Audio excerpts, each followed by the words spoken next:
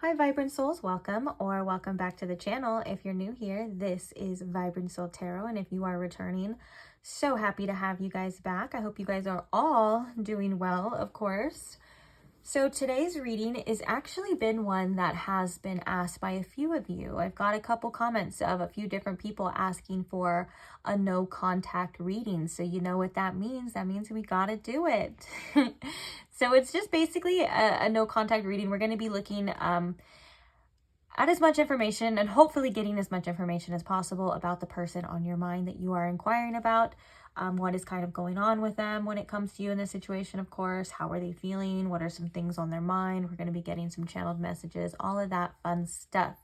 So if this sounds like the reading you've been looking for, or maybe the correct reading that found you, however it is you came across this reading, then let's go ahead and begin so we can actually get into it. Today we have these three piles to choose from, guys. Pile number one right here, we have the Wild Child Tarot deck. And on top of that tarot deck, we have this, I almost said rose quartz. It's not rose quartz. This is a tiger's eye heart. Pink tiger's eye little heart here for pile number one. For pile number two, we have the Anima Mundi tarot deck. And on top of that, we have... Did I say tiger's eye for that one? It's cat's eye. This is tiger's eye. What the heck? Did I say? I think I said tiger's eye. Okay, so this is cat's eye. For pile number one, pink cat's eye.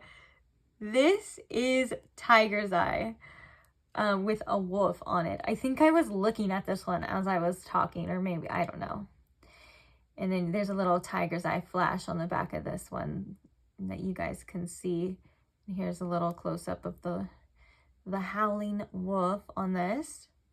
So that is for pile number two. Pile number three, we have the Unfolding Path Tarot deck. And on top of that, we have this Caribbean Calcite Palm Stone. So this is the stone here for pile number three. Okay, so please take your time in choosing your piles if you need to, of course. When you do have your pile or piles selected, I will post the timestamps for each one in the description box below for your convenience. As always, feel free to check out any additional information in that description box, such as the channeled songs that are kind of like additional messages connected to each reading. If you are wondering the names of any of the decks that will be used in this reading, that's in the description box as well. Basically, if you're looking for any information, you can check the description box. If you don't see it, feel free to comment your question and I will try my best to get back to you in a timely manner. But other than that, there's nothing left to it but to do it, guys. And I can't wait to see you guys at your reading. I will see you at whatever pile, or like I said, piles that you choose. Bye. Hi pile one, welcome to your reading. If you chose the Cat's Eye Heart or the Wild Child Tarot that you see right here that I am shuffling ridiculously horribly, you found the right place. So today we are asking about that person on your mind that you are not currently in contact with. And hopefully we will be getting as much information on this as possible to offer you some clarity, some peace, some messages that you may be needing, whatever it is that you're kind of needing. I hope this reading can do that for you, whether you know you need it or not. So let's go ahead and get started. We have a lot of different things we're going to be using, and so it should be a pretty thick one today, pretty juicy reading today. Let's go ahead and invite Spirit, set the intention, and all of that. Spirit, if you could please tune me into my pile one's collective energy. If you can please show me in pile one with the most clarity here. What's going on with this person on their mind that they're not in contact with? How are they feeling? Can we get as much information as possible, please? For pile one. Thank you very much, Spirit.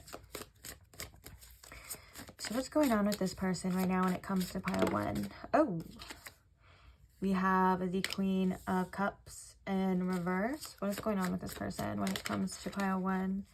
We have the Nine of Swords.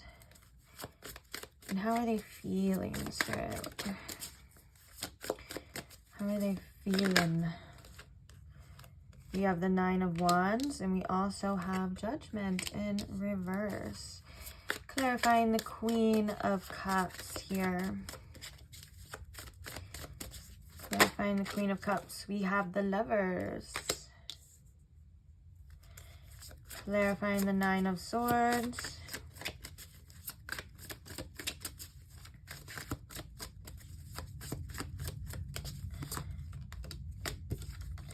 We have the Two of Water, which is the Two of Cups. That looks awfully similar to the imagery on the Lovers, although it's different birds, of course, but that's still kind of the same imagery. Interesting. Oh, did this one come out this way? It doesn't matter. The messages are going to be the same regardless. Clarifying the Nine of Wands here. Page of Swords. Clarifying the Judgment here. The Chariot. Okay. This makes a lot of sense. We have the Four of Swords at the bottom of the deck, which kind of makes me think... Interesting. It kind of makes me think that this person, regardless of all of the stuff that is going on that we're going to talk about, it kind of feels like the message with this Four of Swords at the bottom of the deck is like, I just have to give it a rest already. Because there is a lot of mental energy, this person, and I would even say with the Nine of Swords, like maybe even mental anguish, right? Or anxiety, or just thinking about this situation to the point where it is kind of stressful, has an effect. And so with the Four of Swords at the bottom of the deck, I think this person's like, man, I just got to give this a rest for right now. I need to focus on my sleep, and maybe even like in this rejuvenating period of their life, they may have a lot of other things going on as well. The Nine of Wands can even indicate an energy of like, I'm getting tired, you know, I'm getting tired of this. Bottom of the deck with the Knight of Wands underneath that too in reverse. Yeah, okay. So let's talk about what we have going on right here. Interesting, when the Queen of Cups in reverse kind of came out, I do think that there is times and periods where this person seems to get a little bit bitter about this situation. It's not that they don't have any empathy or feelings towards you. Nonetheless, it may just feel like they're fleeting, is what I'm hearing with that. Another thing as well too is that you could be somebody that was very kind to this person, was very empathetic, or maybe you just had a big heart here, and there was a lot of emotions that you kind of allowed this person to feel as well. And so with the Lovers clarifying this in reverse, it kind of feels like I don't have that anymore. It kind of feels like they are feeling the distance between you and them. Maybe they kind of miss that aspect of the connection between you and them. Also, there's a message here of like, was it actually what I thought it was? Sorry, that kind of came out. I was going to say what it was supposed to be, but yeah, so maybe like, was it their perception? But the message that I meant to say was like, was this what I thought it was? Is this person who I thought they were?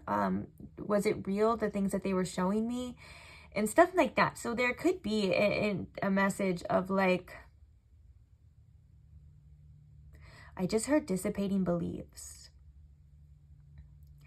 I feel like the channeling already is kind of coming through with a different kind of choice of words of things that I wouldn't normally say. So that could be somewhat for someone specific.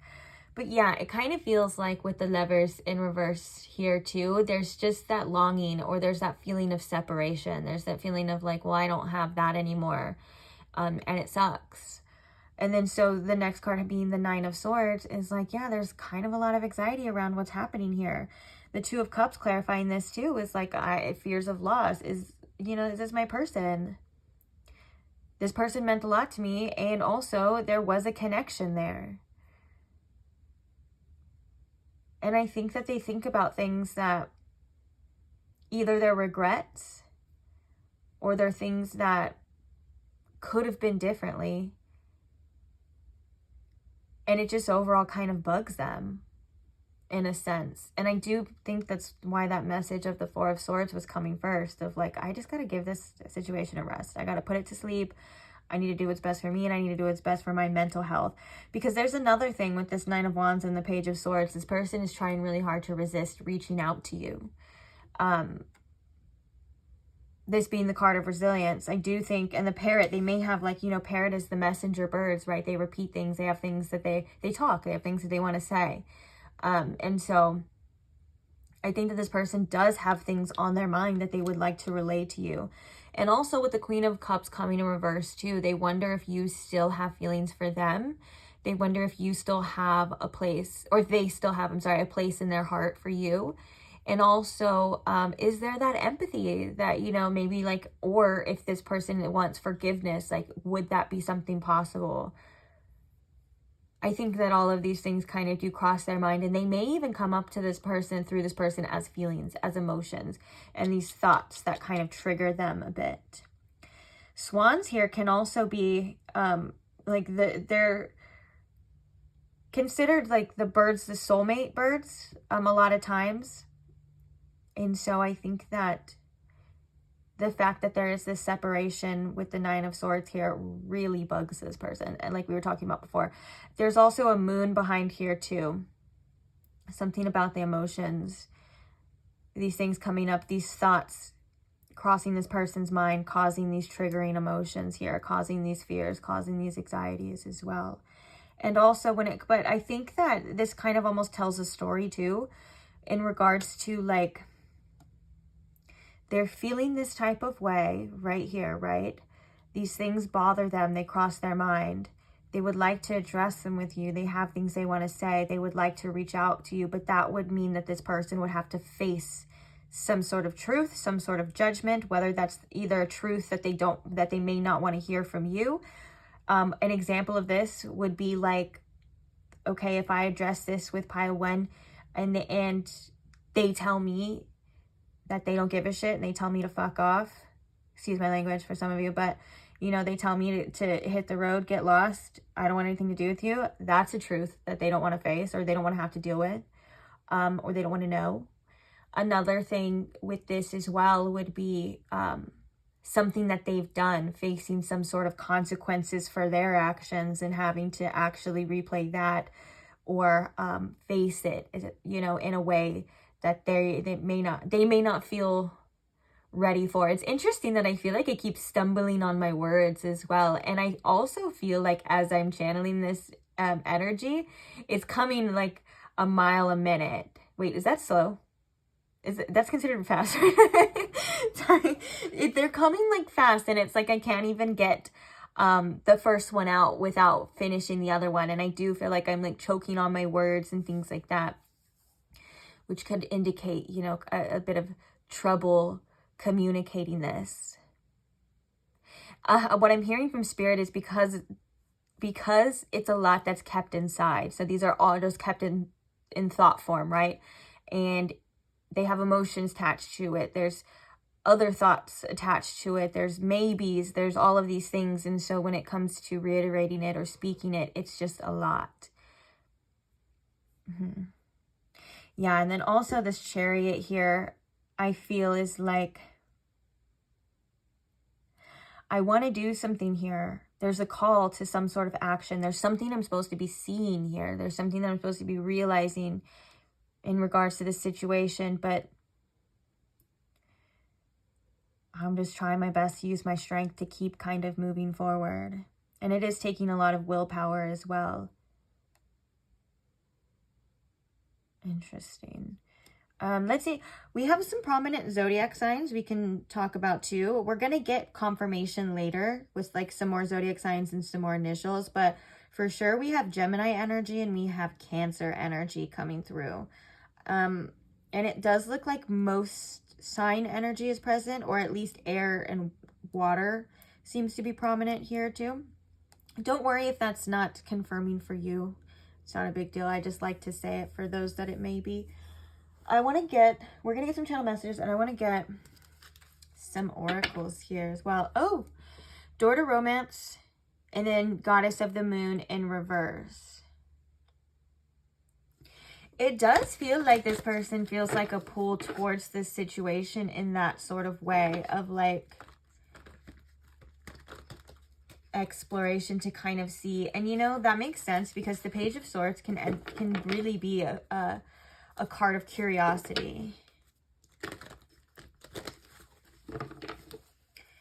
Okay.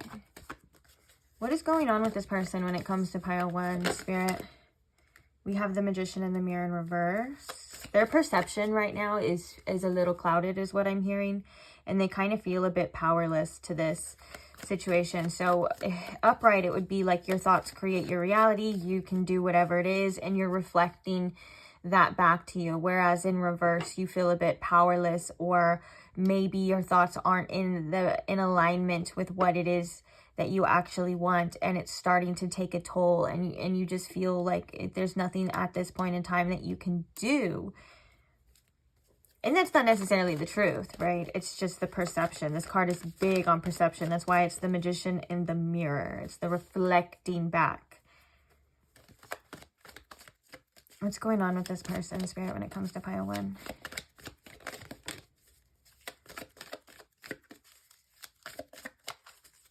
Bottom of the deck, we have the Angel of Love in reverse. Kind of like the Lovers in reverse. Yeah, and I want to say, too, it's not that this person is... I think that there's... Okay, I want to word this carefully because the way that it's coming out with the Lovers in reverse, the Angel of Love in reverse, the Man holding heart in reverse, regardless of gender, it doesn't matter, right? And then we have the Angel of Balance. I think it's easier for this person to play this off as like, and to be angry about it and to be bitter about it, instead of actually facing some sort of grief in regards to the situation, and maybe even facing the fact that they played a huge part in what is happening, and that there are deeper emotions here under the surface. And that, I think, could be exactly what that Judgment in reverse is talking about. There's something here that this person is not facing in regards to them.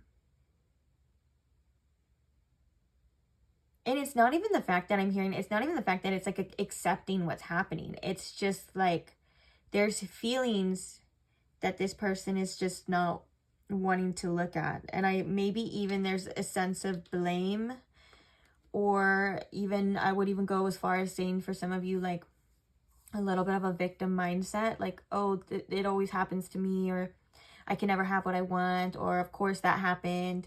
Maybe even for some of you too, like if this person was like that, they would be like, oh, you leave me like everyone else, just depending on the situation. If this person left too, like if that is the case, like maybe it was this person that separated, there's something there about maybe the reasonings behind that as well. Like it could be a form of self-sabotage, not wanting to get too close. I'm just feeling like it could be really different for every single one of you. But with the Man holding heart in reverse here, it kind of feels like sometimes they didn't or don't even act in their best interest. As in like getting what they truly want out of the situation. And it could all be due to their own perception. And with the Angel of Balance card coming up, right, they may be just trying to find balance in their life in general.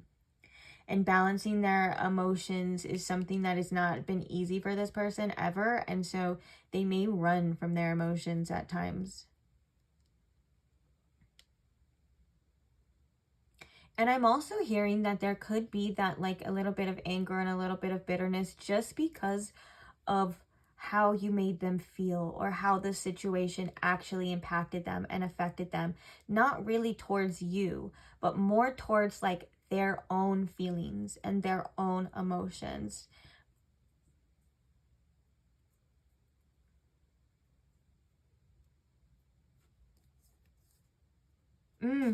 Underneath here, I got a strong urge to see what's underneath here. We have Woman holding a heart upright, and those are the little matches. Interesting.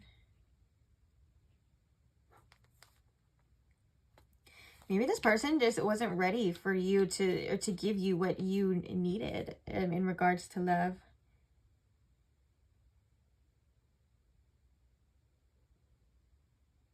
But they do think of you as somebody with a lot of love and a lot of empathy, and maybe even a big heart too.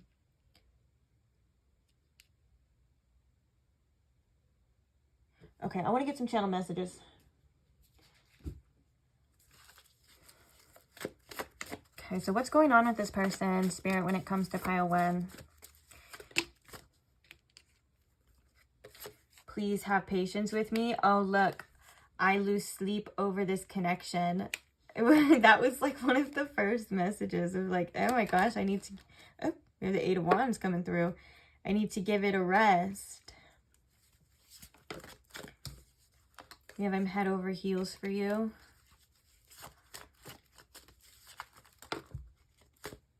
I don't know how I feel because you won't sit with it. That's the thing.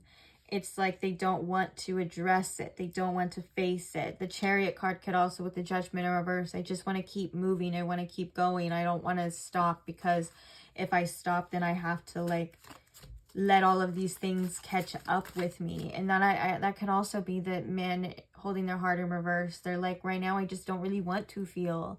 I don't want to face this or see this. But there is times. I'm not saying that this person is completely checked out or completely detached. Actually, the messages have said otherwise, right? We can see that there is fears and worries of this because that person did care, or that person did have feelings and emotions.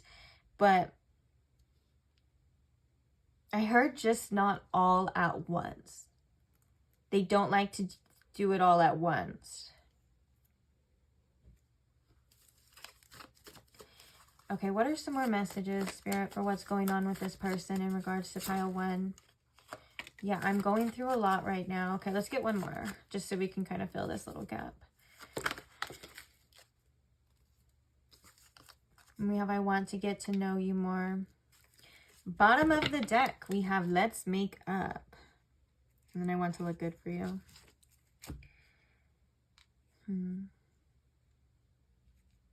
This please have patience with me card is really making me feel like when time passes, the more this person kind of comes around, or the more this person kind of realizes as well certain things, maybe even regards to how they feel. But I just heard right now, even though we were kind of saying that there is feelings, but with this man holding a heart, and as I literally just grabbed this card, I heard that right now I'm kind of checked out. Like it's almost as if like they're at capacity, full capacity. And that could also be because they have other things going on, you know, in their life too. And so it just feels like a lot. And with this, I want to get to know you more. There could be a feeling of unfinished business. There could be a feeling of like they don't have all of the answers. And with that Page of Swords kind of mixed in there too, the curiosity of like, well, how are you feeling? Like, what is the truth of this situation? I told you there's a desire to want to reach out, or to want to see, or to want to ask here. But there's also them like with that 9 of Wands energy kind of really holding back at this time.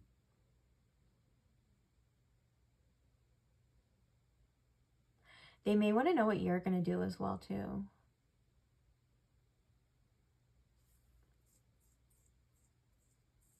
As I'm looking at this one, I just heard I'm tripping, I'm falling.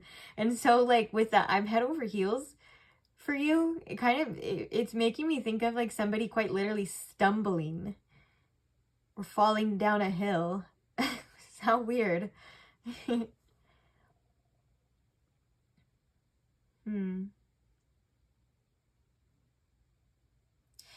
Yeah, so what's going on with this person is they're slowly processing, and they're interested. I'm just going to do a little sum up, guys. They're interested. They're feeling the disconnect here, and it does bug them. And we have the 9 of Swords, and they do have their own stresses, but right now it just kind of feels like it's a lot. They may have, like I said, they have a lot on their plate as well right now in their life. But they're still curious, but they're still like, this is where it has to be. I have to keep like trudging on. But even though kind of feels like, you know, this came up in another reading that I just did as well too. And so if you could be from this other reading, obviously you would know if you remember. And I just did it yesterday, so this is why I remember. But it could be like in the daytime, everything seems to be fine. And then at night, when it's time to rest their head, or when it's quiet and everything is said and done and there's no distractions around, the things start to come to the surface in regards to this situation, which could actually, again, be a cause of this person losing sleep. Like I said, they just, with this, the message with this card, they just felt so like exhausted about it. And so maybe right now they are kind of wanting to put it to rest just so they can function, or just so they can get some rest, really, not have to worry so much about it, or try to find answers without actually doing anything. And that's what kind of sucks too, is like, for whatever reason, maybe like if you have this person blocked, or because I just saw when I was shuffling this, I saw unblock me right now, the message in there, or it could be vice versa, or maybe they just feel that the blockages are too much between you. But for whatever reason, that they're not able to communicate this with you, it really sucks when like you have these things, or you have these thoughts, and you don't have an outlet, or you don't do anything about it. That's one of the things too.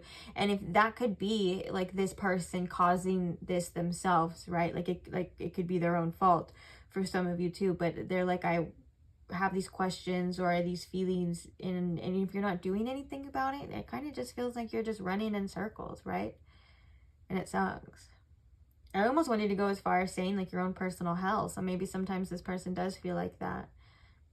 And I'm hearing it does come in waves as well. So it's not like all the time, like, but when it hits, it hits. Okay, let's get some confirmation signs here. So what are some confirmation or some significant zodiac signs for my pile 1? Let's see, we did have already Cancer and Gemini. So if we get that, I want to do 3. And if we get that, we will re-roll.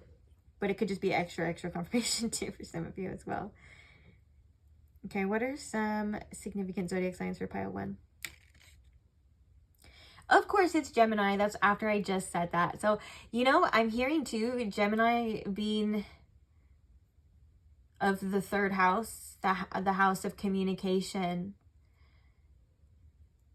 Communication being something that's really on this person's mind as well. And so that could be something very significant. Also, this person may feel that they acted a bit childish. And you could be making this person grow and mature in ways right now. And maybe the month of June or the end of May can be significant too. Okay, significant zodiac signs. Let's go. Taurus. All right, so we have Taurus as the first one. That's May too, the month of May. And the end of April.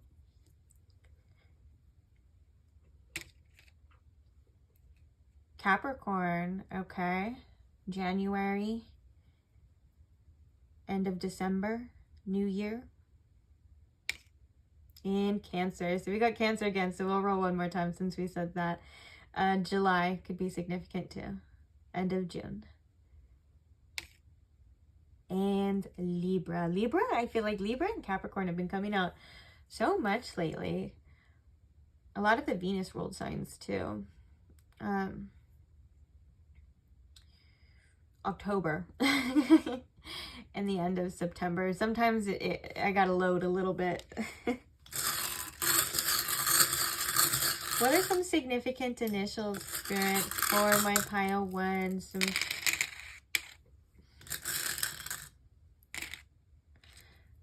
55 or 555, just with these 2 V's. It's like the first thing that stood out to me.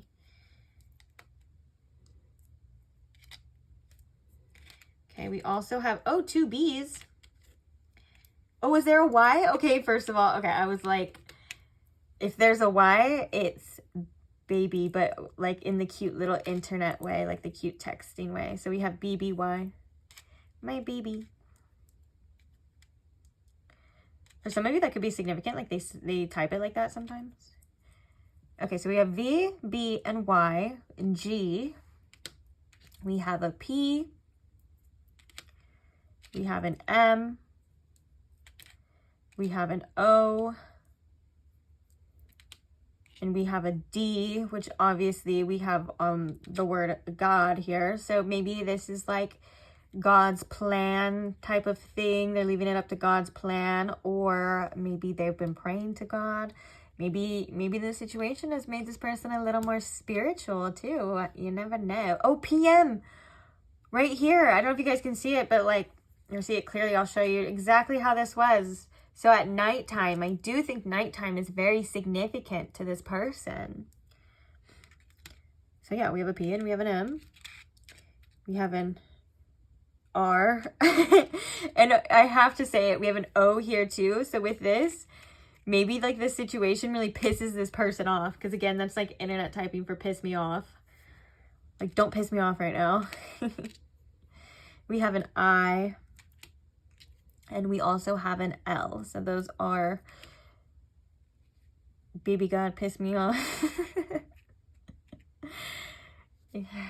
In real life too. What's that? Maybe for some of you, you've talked to this person a lot online, and you'd may, for some of you, if you haven't had much interaction in real life, or maybe recently you haven't had much interaction in real life, or maybe have you even met this person in real life, who knows? But there's a lot of like internet like abbreviations like baby, piss me off, in real life. Maybe they want to see you in real life, like right now. They're like, dang, like I would like to see pile one, and then maybe we could just talk about it. Or they're like, I know if I could just see pile one in person, it would be different, and stuff like that. They would be able to like feel my vibe, they'd be able to see me and all of that stuff. That's very interesting actually. And also I'm hearing with this too, they may think about sending you text messages or messages as well. There's something significant about a message. All right. So I want to take a little bit of time to get some messages for you. Speaking of messages.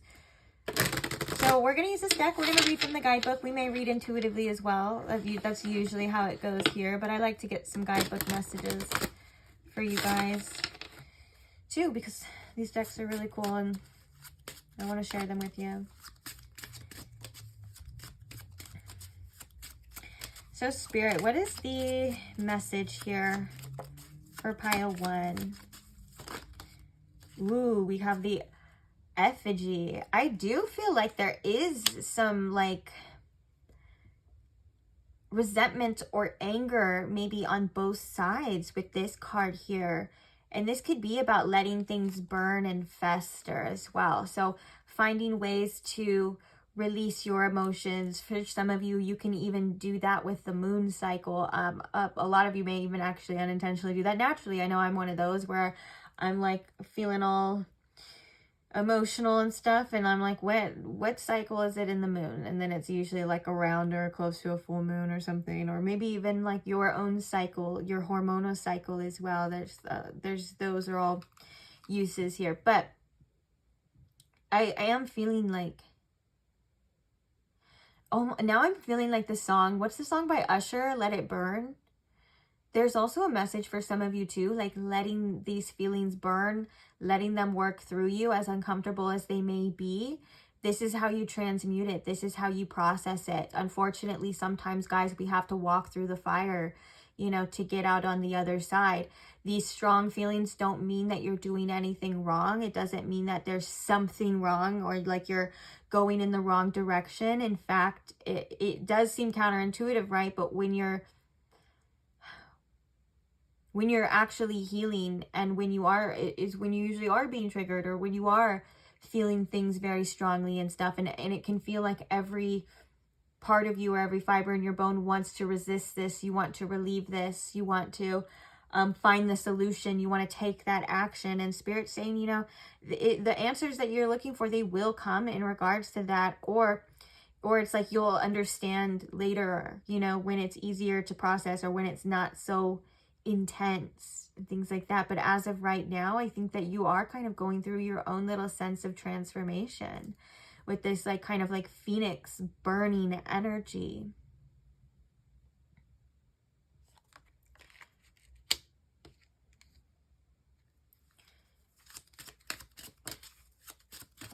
And it's okay to be upset too. It's okay to be angry. It's okay to feel how you feel in any way that may be, whether that's grief, sadness, anger, all of those things.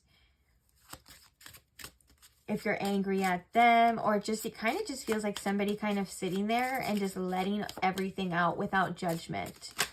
Like, oh, that motherfucker, or like, you know what I'm saying? And then like you like literally just getting to like spew everything that's within you like out. And it could just be like you by yourself, but that could be something that is quite therapeutic here.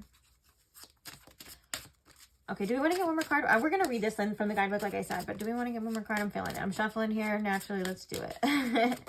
Usually, I already kind of know the answer. We have the knife. I heard the knife of truth.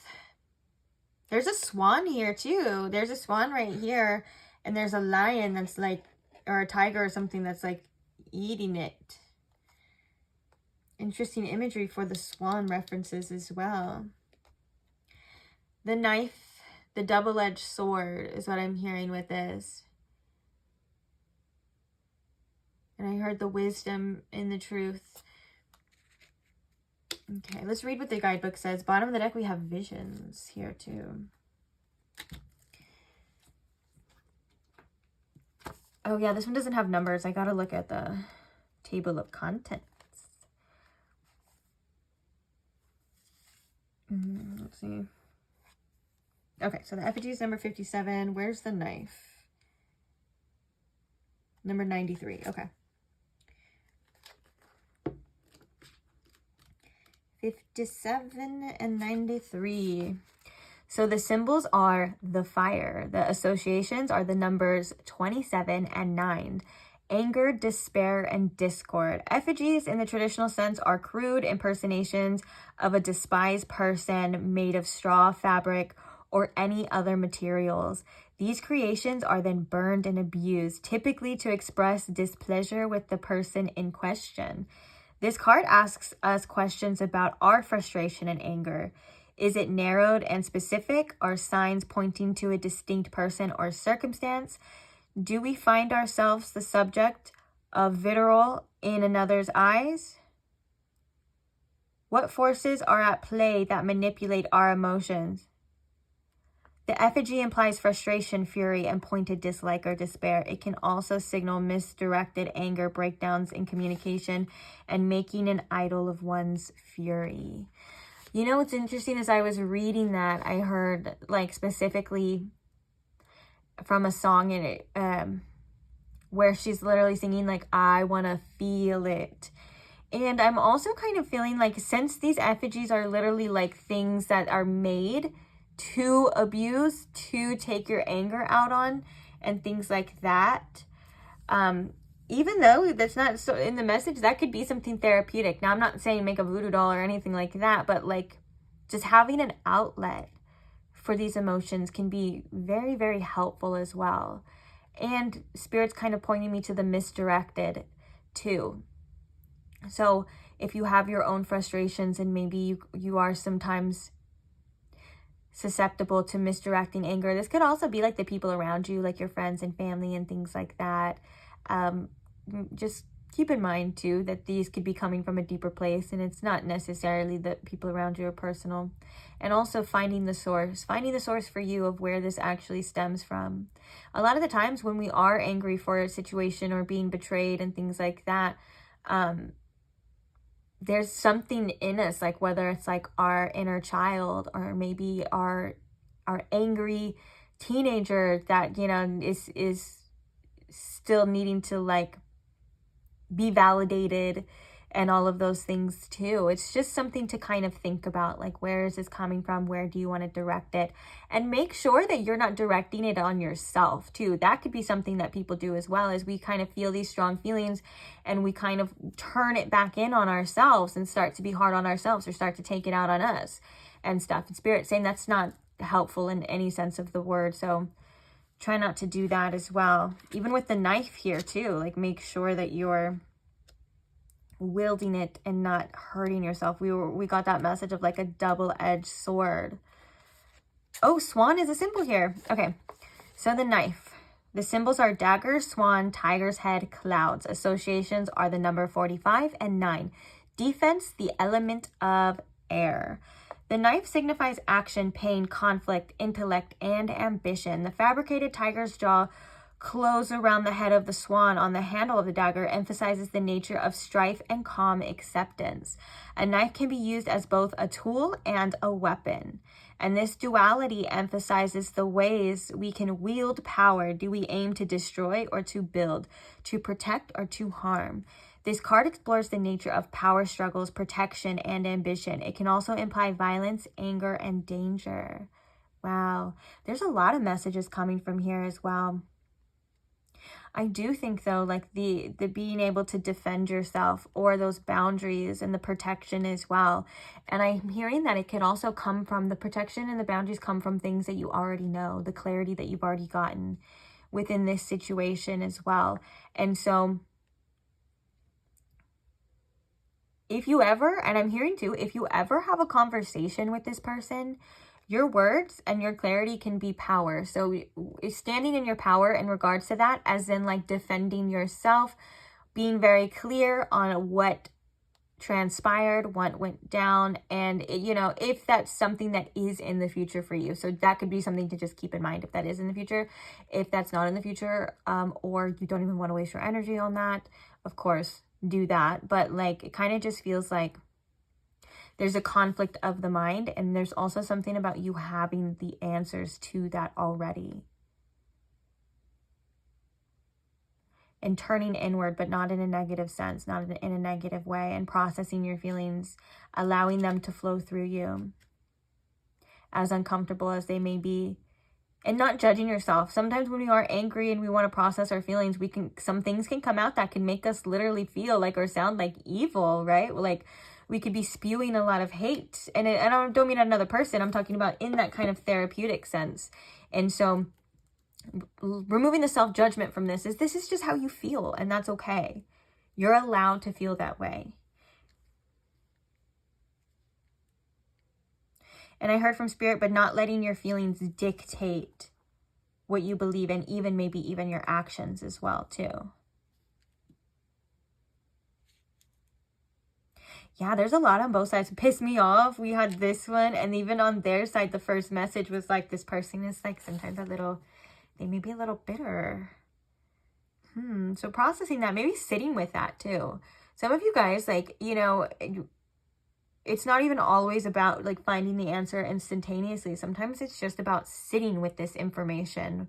What is it giving you? What is it doing to you? Where do you feel this in your body? What does it make you want to do? What is this reaction? All of these things are questions, you know, to sit with and ask yourself. And that could be, you can ask those same questions for this connection or this person or basically anything.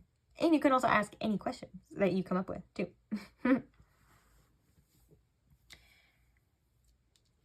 Okay.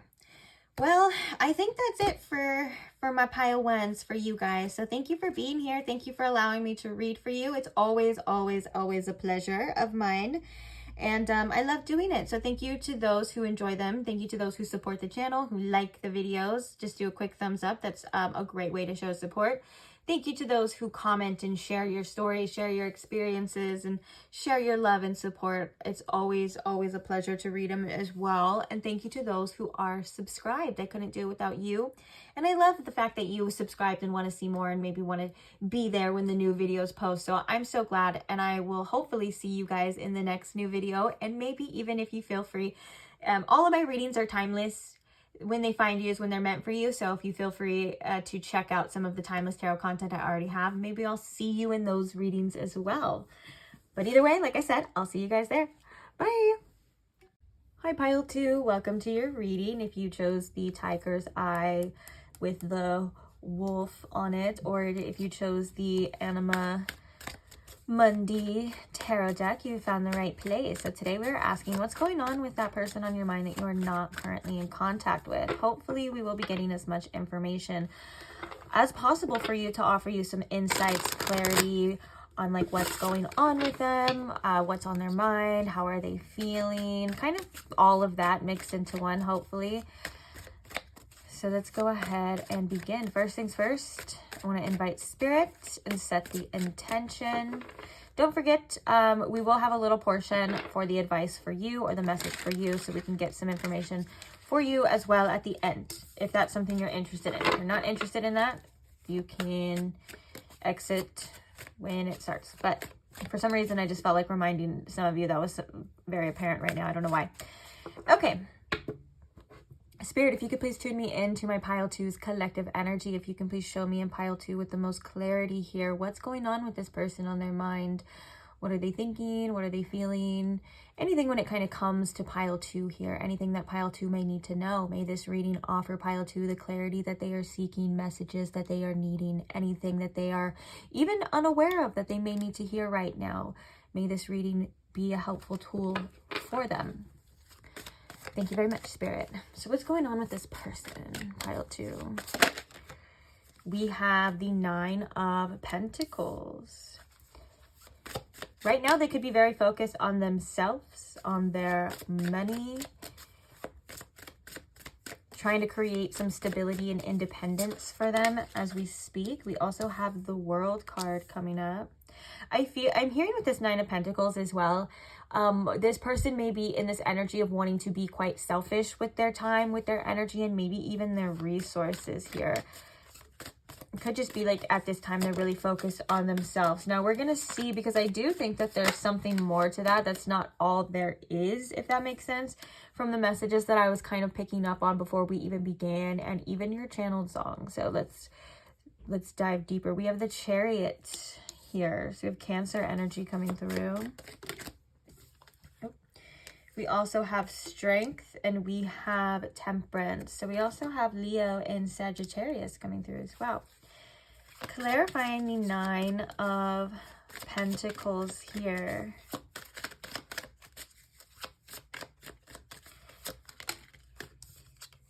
We have the King of Cups. Clarifying the World. That's way too many cards. We have the 10 of Wands, though. And then we also have the Fool, the 9 of Swords, and the Tower.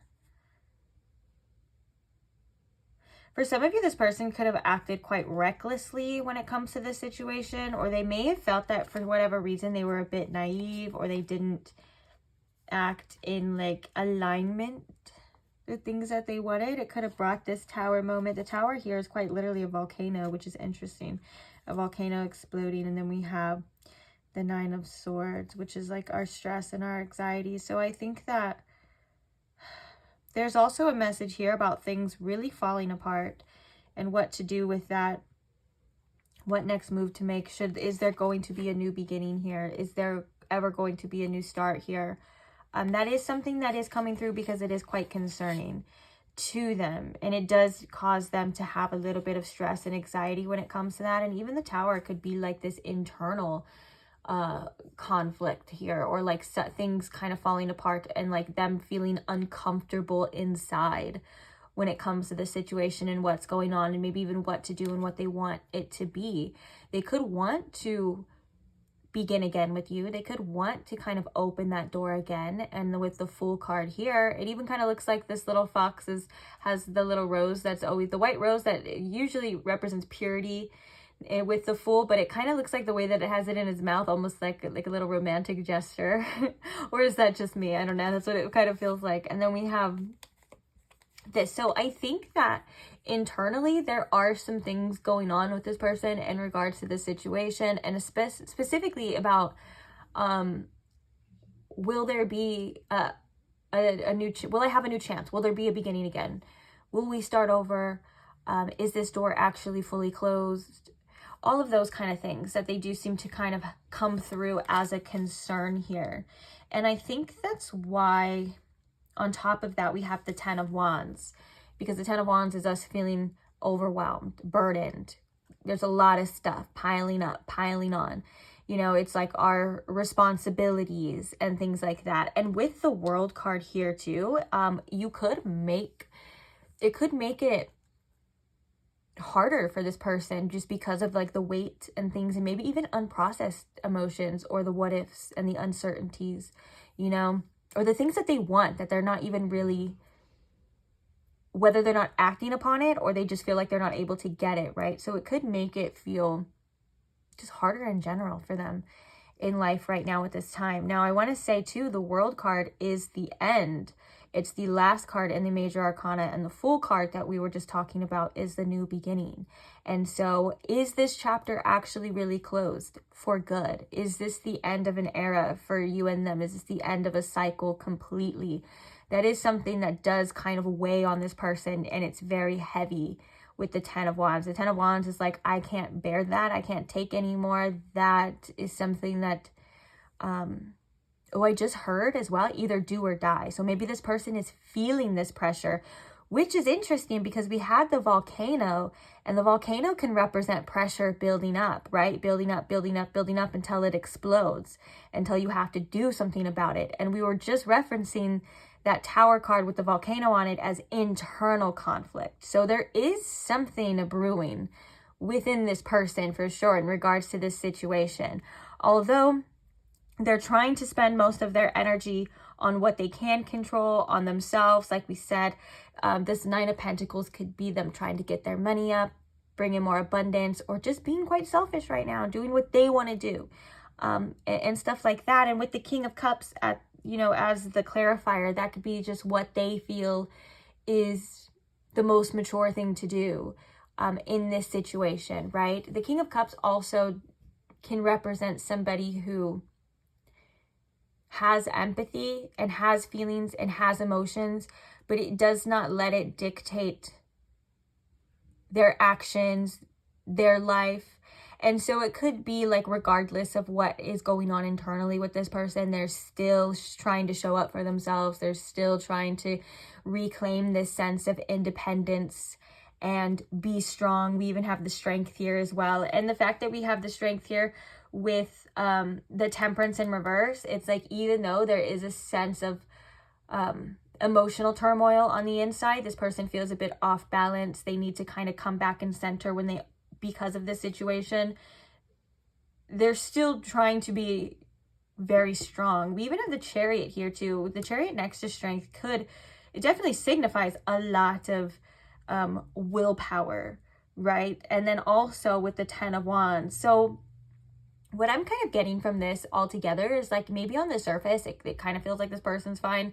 Maybe even at times unbothered, because they're still doing what they were doing before, or going along with everything. But there is something internally that is a struggle for this person. And I'm hearing that they may actually ignore it at times, or just try to keep it pushing, try to keep it moving, and so on and so forth. And this could be a motivational factor. Like, they could be using this energy to kind of have some sort of external glow up. It could be their appearance. They could be actually shopping more. They could be buying things.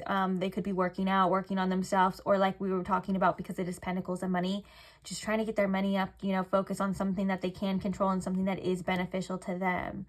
And also it could take up a lot of their time too, and a lot of their focus. And so if they're having this and they can distract themselves, or they can do something that is productive in their mind, that is mature, that is healing, that's growing and stuff. Even though, like we said, there's something that really bothers this person inside about the situation. We have the Hermit at the bottom of the deck too. So we have Virgo energy coming through, and also they could be spending a lot of time alone thinking about this.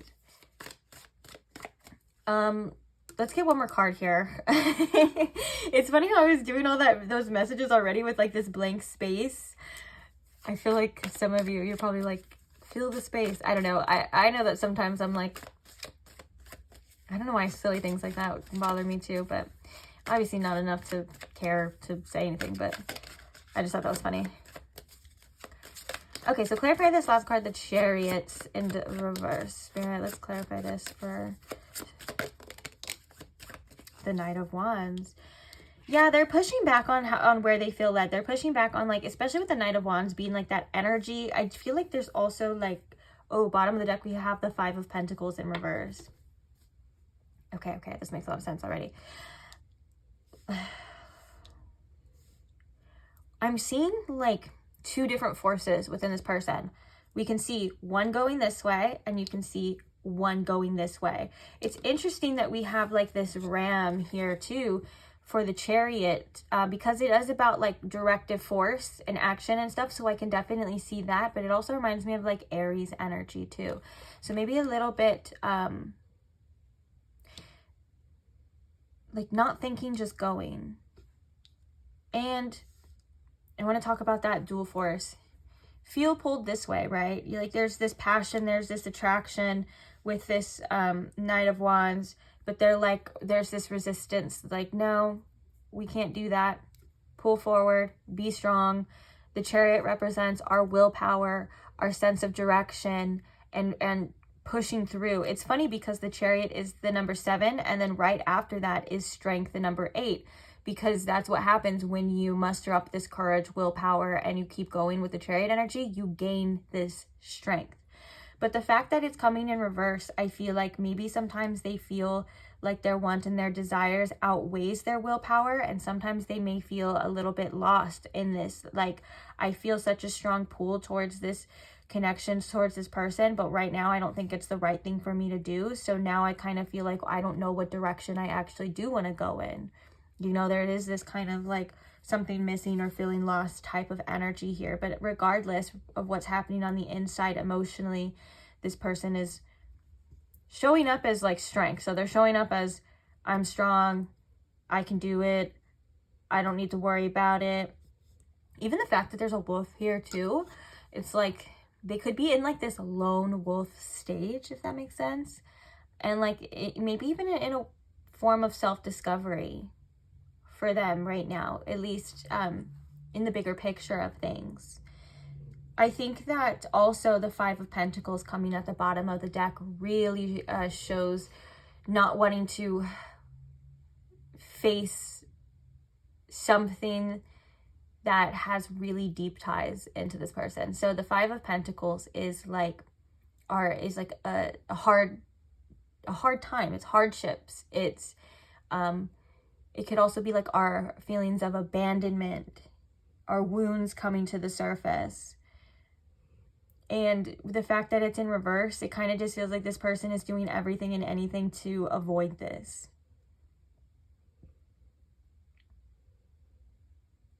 Yeah, I almost heard like rock bottom type of energy.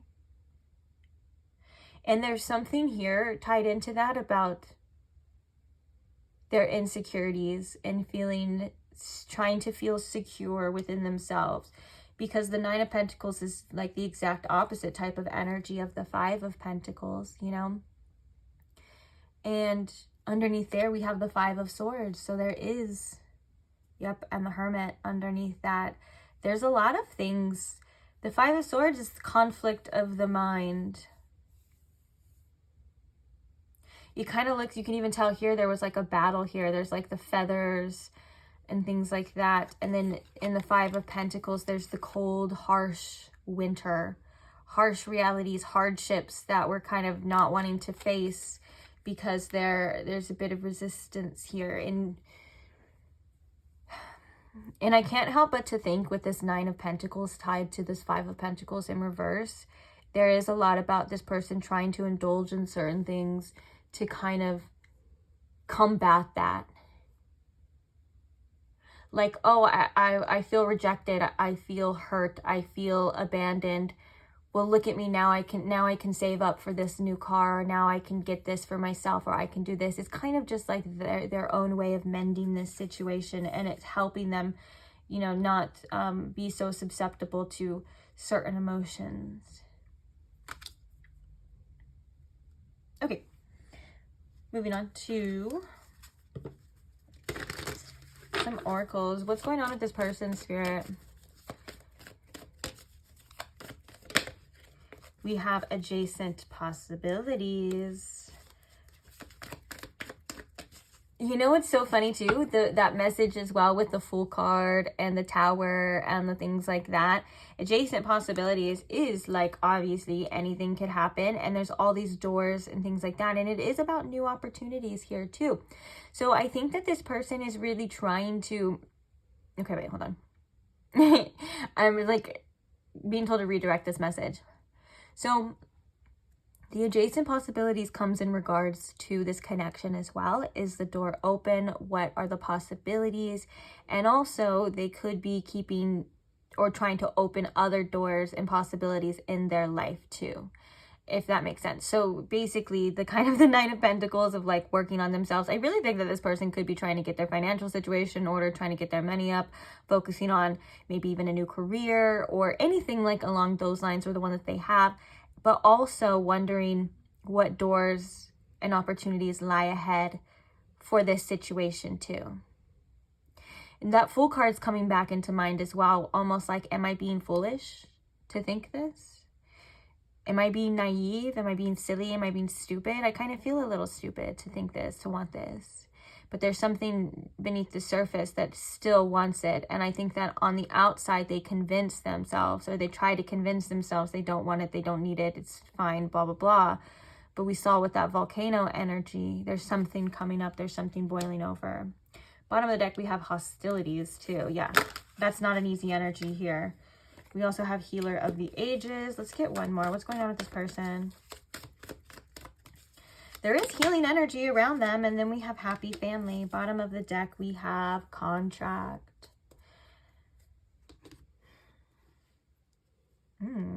This person could be like, there could be something legal that they're going through. And I'm not getting that too much as like a negative. I'm not getting that too much as like a negative. Like maybe they're like they're literally signing new contracts, new leases, trying to like a new house, a new car. They could be spending time with their family as well, and just really wanting to focus on what brings them joy.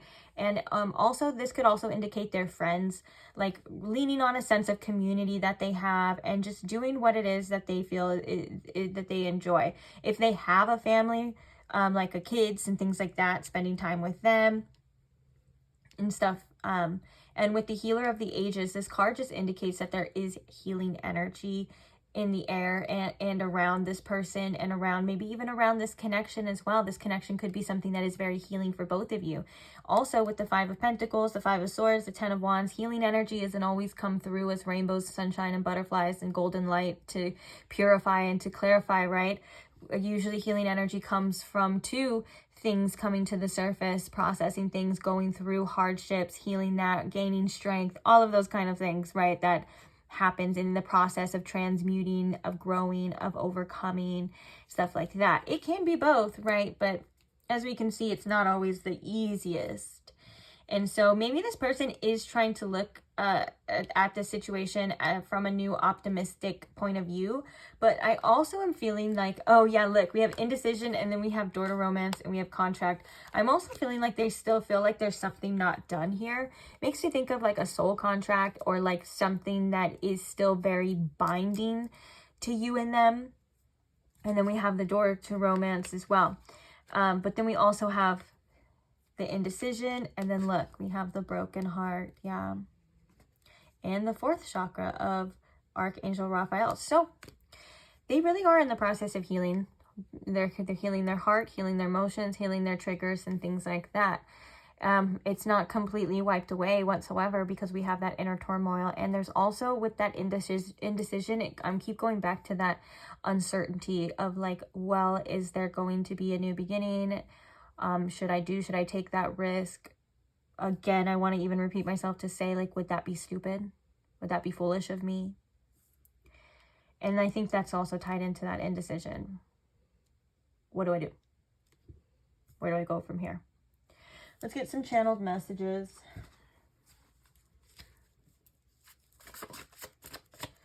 What's going on with this person, Spirit? What's going on in their mind? Maybe even in their heart. Oh, this one wanted to come out. It was, are you who you say you are? They could be questioning certain things as well. Unblock me right now.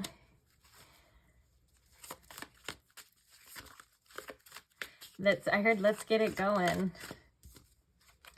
I'm head over heels for you. I want to move in together. This could also be about closing in some distance. Actually, that reminds me, I didn't even say it. There was a message with the World card here too. If you guys are at a distance or far apart, it doesn't even have to be like on the other side of the world, but it could be, you know, depending on your situation.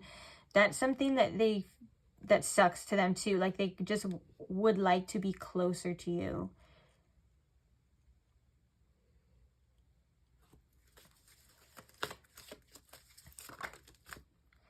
I feel like I'm losing you.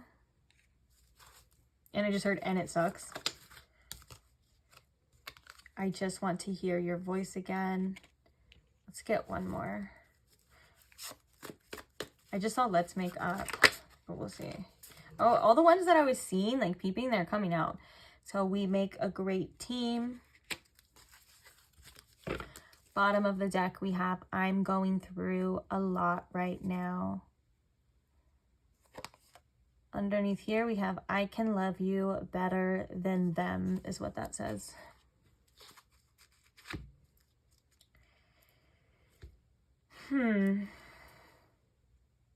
Yeah. Whether or not you actually have this person blocked or anything like that, it could be blockages, but for some of you, you may literally have this person blocked. I would not doubt it.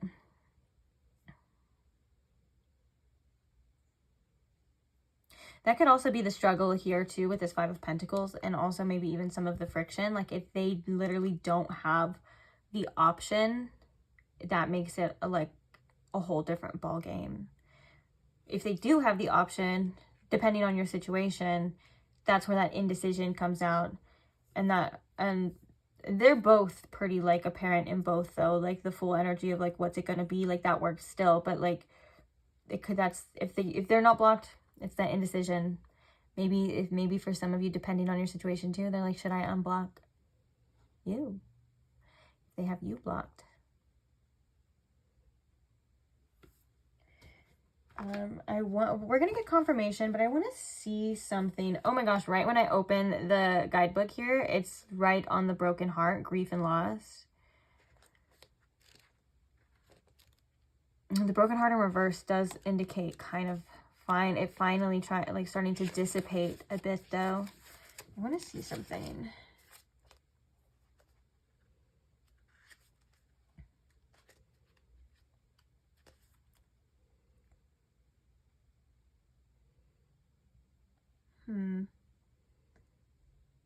Yeah, so with this contract, it definitely indicates there could be this person kind of opening up to new connections at this time as well. That may be really hard for some of you to hear, but and it doesn't have to be one in specific, but like it could be like they're finally like, okay, well maybe I'll date. And also with the contract here, it indicates, like we were talking about this too, it literally says here like a new home, a new job,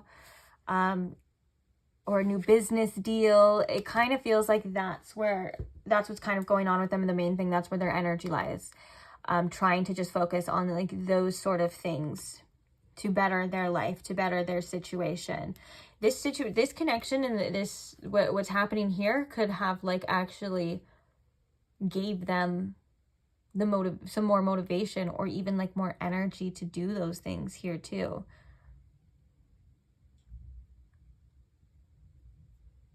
And with the King of Cups with it as well, it is like they are trying to be more mature in those aspects. And I'm hearing put their feelings to the side and still keep on going. Okay, let's get some confirmation here. What zodiac signs did we have already? Just so if we get them again, I'll get some different ones. I want to get 3, but if we keep repeating the same ones, then we'll get a different one. So we had Sagittarius, Cancer, and Leo, I think for sure. Yeah. Okay. So Spirit, what are some significant zodiac signs? Aries. Oh, we did talk about Aries too with the ram. So we have Aries. Also, there's a message there. Aries, usually it's the first zodiac sign, and it's cardinal too. So Aries energy can represent a strong leadership qualities. And so with that being said, the Chariot in reverse with the ram on it, and we were kind of thinking about Aries, even though the Chariot is for Cancer, kind of makes me think that instead of being the leader and directing their energy and directing their wants to where their passions lie, like to where they feel that like attraction, which I feel like is towards you, they're not. So they're kind of like falling back in that sense instead of taking control. Oh shoot. Oh, we have Libra. Instead of taking control and like pushing and going towards it, you know, jumping towards it, hopping towards it, just because there's a rabbit. Okay, so Libra could be significant too. Also the month of April and the end of March for Aries, and Libra season being October and the end of September. And we have Sagittarius, which we did say Sagittarius, so maybe just the month of December or November. And Gemini too, so maybe June or May, if that is significant to you. Let's get some initials.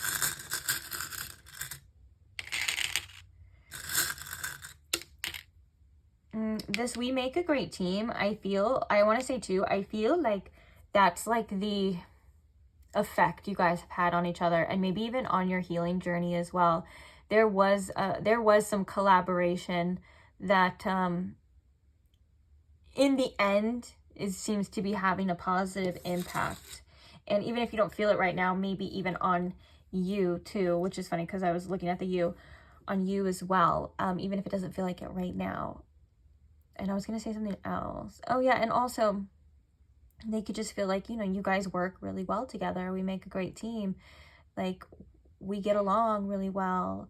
There's a good flow between us. And so with this kind of like, I just want to hear your voice again, I feel like I'm losing you, all of that stuff makes a lot of sense to them, like the way that they kind of appreciate you or just appreciate your energy. So we will start with that one. We have a B, we have an A, a Q. Oh, already with there being a U, we have Q, U, I, T, which is interesting for a no contact reading, like calling it quits. There could be like either there's resistance to that, like they don't want to just quit and give up, like that's something, but also they may contemplate it. Well, I guess pile 2 quit, or I guess I quit, depending on the situation, of course. So we have Q, U, I, and a T. We also have an N. We have another T. We have a K, a J. We have 2 J's actually. A Z, a P, and an M, which PM was in another reading too. It could signify nighttime. Also, we have the word knit. Maybe some of you are knitters or crocheters.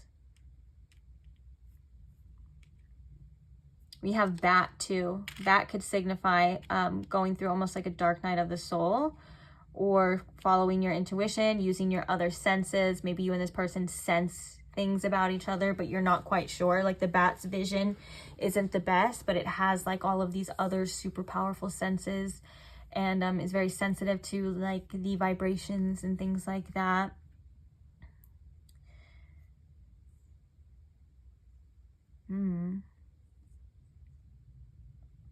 Interesting.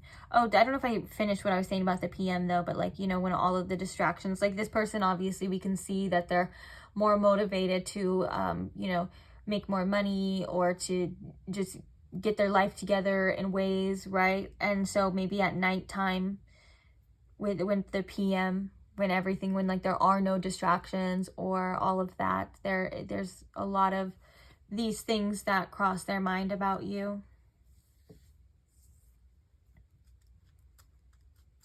Okay, so those are the initials. Those are the words I see. If you guys see any other words or anything that may be significant to you, let me know in the comments. I love to see them. And then also other people that are from your pile too may get something out of it as well.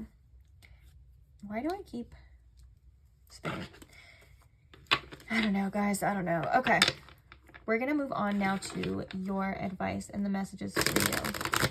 So let's see. Spirit, what is the message for pile 2? I also have the guidebook here because I love to read them. If It's something that we've been doing now. It's almost like a tradition, I feel like, in our readings for like the, to get the guidebook message as well as the intuitive message for you guys for your readings, so we can get all of it, you know? What is the message here for pile 2? Ooh, we have talisman. Let's get one more.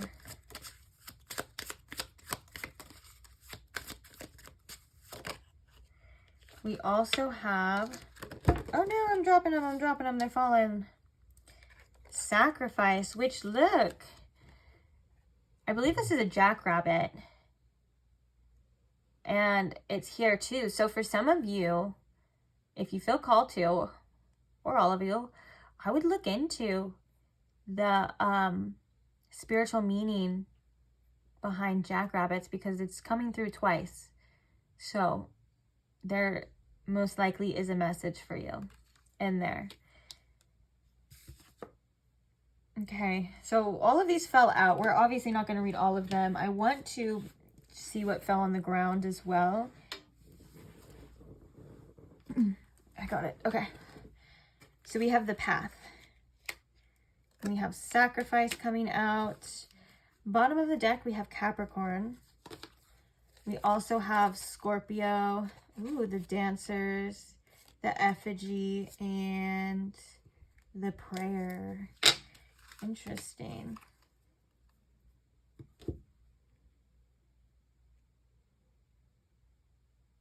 I feel like with this the path here and the sacrifice and the talisman, you have a lot of divine protection and more luck than you actually sometimes are able to see. Now the path here reveals itself. It feels like there's some uncertainty in regards in this energy as well too. We have a moon here that seems to be lighting up this path. So if you're going through, whether that be your quote unquote nighttime, winter, dark night of the soul, something to where things seem to be unclear, your future, you're not exactly sure where you're going. Maybe it looks different than what you had in mind and things like that. And so with this here, it kind of feels like the path will unfold the more you step into it. So stepping in towards the unknown and following that sense of direction, following your intuition, even if right now you don't even know what the heck that even is, right? Just know that things are unfolding for you. With sacrifice here, it's a natural part of our process, of our journey. We do have to make natural sacrifices that are best to us. I feel like reminding people here too that everything has a sacrifice. If you want some sort of change, right, you have to sacrifice something. And so with that being said, maybe we have to sacrifice our comfort, the things that we wanted, in order to continue on this path to get the things that are better for us, that we will actually receive and be able to keep. Another thing with the sacrifice energy too as well, it kind of reminds me of the Hanged Man. And so surrendering right now to whatever is happening, specifically if any other sense of direction is harmful to you, right? And another thing with the sacrifice here is if you're not getting what you need out of a situation, and this could go for anything in your life, you're not getting what you need from a situation, sometimes we have to make the hard choices, and it's going to lead you to receive the things that you actually need. There's 3 daggers here, so it kind of makes me think of the 3 of Swords. And so sometimes it feels like making those decisions can bring a lot of heartache, can bring a lot of pain, and it does feel like a sacrifice. And so I feel like there's also a message too, like Spirit sees you and understands that it's not easy. And with the Capricorn here, there's a sense of maturing. There's a sense of something happening and developing over time here with you. And when I was saying before that we have to sacrifice something, like an example for this is like if you're in a loveless marriage, right? And your heart is craving something different. You may have to sacrifice the comfort or sacrifice what you're used to in order to receive that. If you're wanting more money, right? You may have to sacrifice some time. You may have to sacrifice your energy. You may even have to sacrifice your comfort zone in order to get that. And if you don't do those things, then you sacrifice your wants, or you sacrifice your future, or you sacrifice your time anyways, if that makes sense. So either way, there is a sacrifice happening. Sometimes we're just a little unaware of it. So if you stay in a situation where you're not getting what you deserve, or you're staying in a situation that's not working out for you, you're going to either sacrifice like yourself, quite literally, like, or, you know, sacrifice a future that could exist for you. If you have to leave a situation and you have to venture into the unknown, you know, you're going to sacrifice something that you probably thought that you wanted. And it is going to, again, it kind of comes back to the comfort zone, or you're going to sacrifice these feelings, or you're going to sacrifice going through this hard time, or just processing this. You know what, you get what I'm saying, right? Like, that's just how the universe works. It's like the either or, and especially when it comes to your decisions. And I want to read this talisman, but we may even check them all out. Let's see. I have to go. There's no numbers on here, which I always forget when I pull it out. So we have to go to the table of contents. Okay, number 37. Oops, passed it. Oh, and good. We're right here on the path too. Daggers, coins, cups, and branches are the symbols for this talisman. The association is the number 17 and the number 8. The tarot suits of cups, wands, swords, and coins, and pentacles. All 4 suits of the tarot are present in this card. As such, talisman is an amalgamation of the 4 elements associated with the suits: earth, fire, water, and air. Talismans are often associated with protection. Yeah, that was the first message. Okay. But they are also symbols intended to convey very specific messages. What things do we pull toward us to provide us protection and comfort? What empowers us?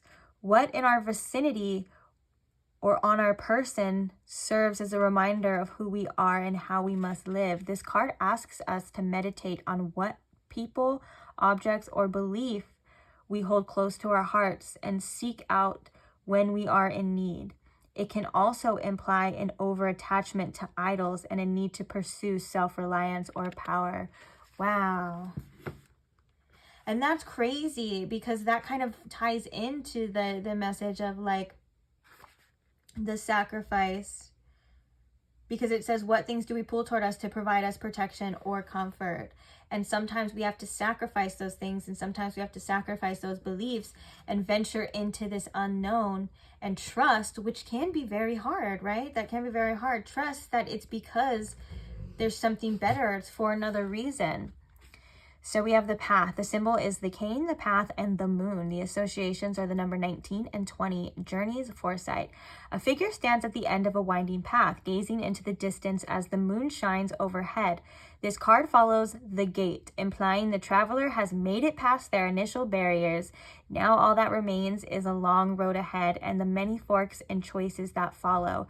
What is it that we are seeking? Is the road ahead easy, or will we find ourselves transversing even more obstacles? While the future can be uncertain, the path laid out before us implies others have walked it before.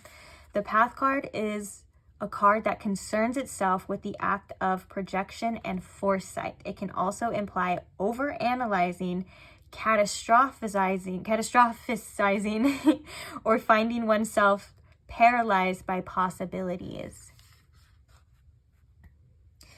Yeah, it does feel like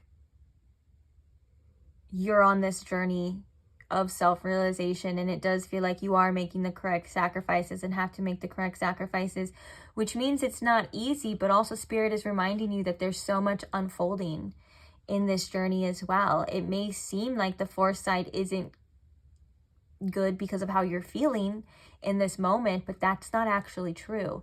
And sometimes our feelings can be so strong and overpowering that it feels like it dictates our future, but Spirit's saying it really does not. There's so much more on the path that lies ahead that you're unable to see. And so sometimes we do have to kind of cut those strings and make the right sacrifices, whatever that may be, in order for us to free ourselves and to experience these things and to receive these things. And although the future may seem uncertain, there is a future out there for you. There is a future with great things. There are things that are already meant to be, that are already technically yours in the grand scheme of things. But you just have to allow yourself to be patient and experience them. And I'm hearing that this is also more than just romantic love and love interest there too. Of course, that's probably something that is there, of course. But there's also things to experience in your life in general. Your own growth, your development, your new experiences. Could be new friends, new opportunities, new jobs, new situations, things of all different types of, and that's kind of, we have all the elements, all the suits, right? That kind of makes a lot of sense too. Like the all-encompassing, like new feelings, new thoughts, new physical experiences, new emotions, all of these things, right? That you're not able to experience, of course, when you stay in the same thing. And with that sacrifice energy, you're not willing to sacrifice those things for yourself, right? You're not willing to sacrifice this future that you have for yourself, right? Holding on to things that are comfortable or that seemed like something. But with the moon card being present in this path too, you have to be careful of illusions. Are these illusions, are they materializing? Are they turning into something real? You know, whether it's this situation, these persons, and if they're not, then you kind of have to just do what is best for you and do what you got to do at the end of the day, which you are doing. I'm not telling you, and that's the thing, is I'm not telling you anything that you don't already know and that you're probably not already going to do. A lot of these readings are just reminders, really. And with this talisman, like, you have the necessities, you have the things, and like we said, you have that protection with you. Although it may not feel like it, you do. And you will be provided whatever it is that you need at the time that you need it. And so there is a need to trust. Trust your flow. Be willing to give up what you need to give up in order to receive the things that you truly want and the things that you truly deserve. And any sacrifice that you are making, no matter how tough it may feel and how hard it may be in the present, it's going into your future in such a positive way, even if it doesn't feel like it yet or you're not able to see it yet. So yeah, and also give yourself a little tender love and care when you need it too. I'm feeling a sense of anxiety and unease in my heart chakra. Sit with yourself, and if you need to do things in the moment that make you feel good, and also finding positive outlets that can help us self-soothe, and when we need to as well. These are things that are also important too. Don't always just be like hard forced sacrifice on this journey. Like, obviously give yourself grace too. Give yourself time to rest, recuperate, and allow yourself to be in the comfort of your own love and your own care, and maybe even the people around you that are good for you and stuff too. Indulge in those things too. Don't always focus on just the healing and the burn and all this stuff too, because you are still experiencing life. And so when we focus on only our healing and all the things, you know, I just posted a post like that too, and I thought that was so beautifully put. It says, don't forget to find joy and I'm going to say love. I don't remember exactly what it says, but don't forget to find joy and love in your experiences and in your life too, or else you spend your whole life, if you're just healing, right, you spend your whole life putting out fires in hell. You need to have good experiences. You need to give yourself grace. You need to ease up on yourself and allow yourself to love, experience, go forth and find joy. And even if it's just like watching a funny show, or just doing little things with intention, taking a nice bath, or things that just make you feel good. All these little things will add up. Or even if it's a big thing too, planning a trip or doing something or hanging out with friends or something, anything, you know, right now, by now I can just go on forever, but anything really. Also with this, for some reason, this QUPM, it's making me think of like quantum leap, Even things that seem minuscule and insignificant can have such a great effect on your future. So be aware of that too. All right. Okay, sorry, one last message. In this imagery of the Capricorn, it kind of looks like they're looking at a map, right? But they're in this hourglass. And this is the wisdom. This is the sense of direction. This is the knowing in time, too. So I think that, and like with this Capricorn being ruled by Saturn, too, there is such an energy of like, in Capricorn, even in astrology, wherever it's at in your chart, or even Saturn, wherever it's at in your chart, it can indicate wisdom or something coming to you later, more long term. So you are making long-term investments, whether that's energetically, with your wisdom, emotionally, and also just to have that future that you want to. And so with this hourglass, it's again, give yourself patience and time. You will see, and you will have the answers then. Okay, now I am done. Thank you so much, Pile 2, for being here. Thank you for allowing me to read for you. I always enjoy it. It's always a pleasure. So thank you to those who like the videos, who just give a quick thumbs up and share your stories, share your experiences, share your support, and share your love. I love you guys so much. Thank you to those who, who comment and share too. So what was I saying? Thank you to those who like the videos. Thank you to those who comment and share your love, share your support, share your stories. Thank you to those who are subscribed as well. I don't know where my mind went, but it left for a second. That usually means that this reading is done. And now I'm going to be a jello brain and I need to ground, and then I will start pile 3. So I don't know if you were drawn to pile 3. Maybe I'll see you there. Maybe I won't. Maybe I'll see you guys in the next reading that I post. Maybe I'll see you guys in the tons of timeless tarot content I already have posted. But either way, I just really hope to see you guys there. Bye. Hi, pile 3. Welcome to your reading. If you chose the Unfolding Path Tarot or the Caribbean Calcite Crystal, you have found the right place. So today we are asking about that person. Not yet. Today we are asking about that person on your mind that you are not in contact with. And we're going to be looking at what's going on with them.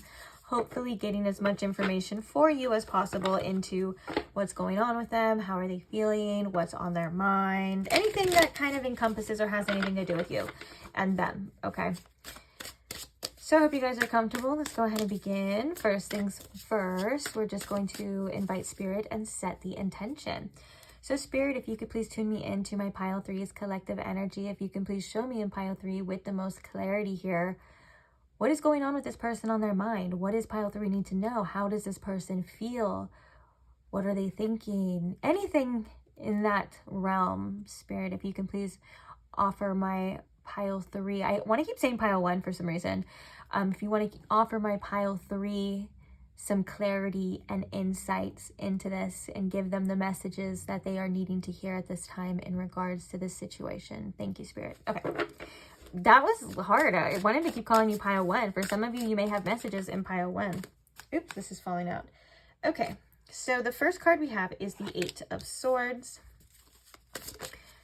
We have the Hierophant.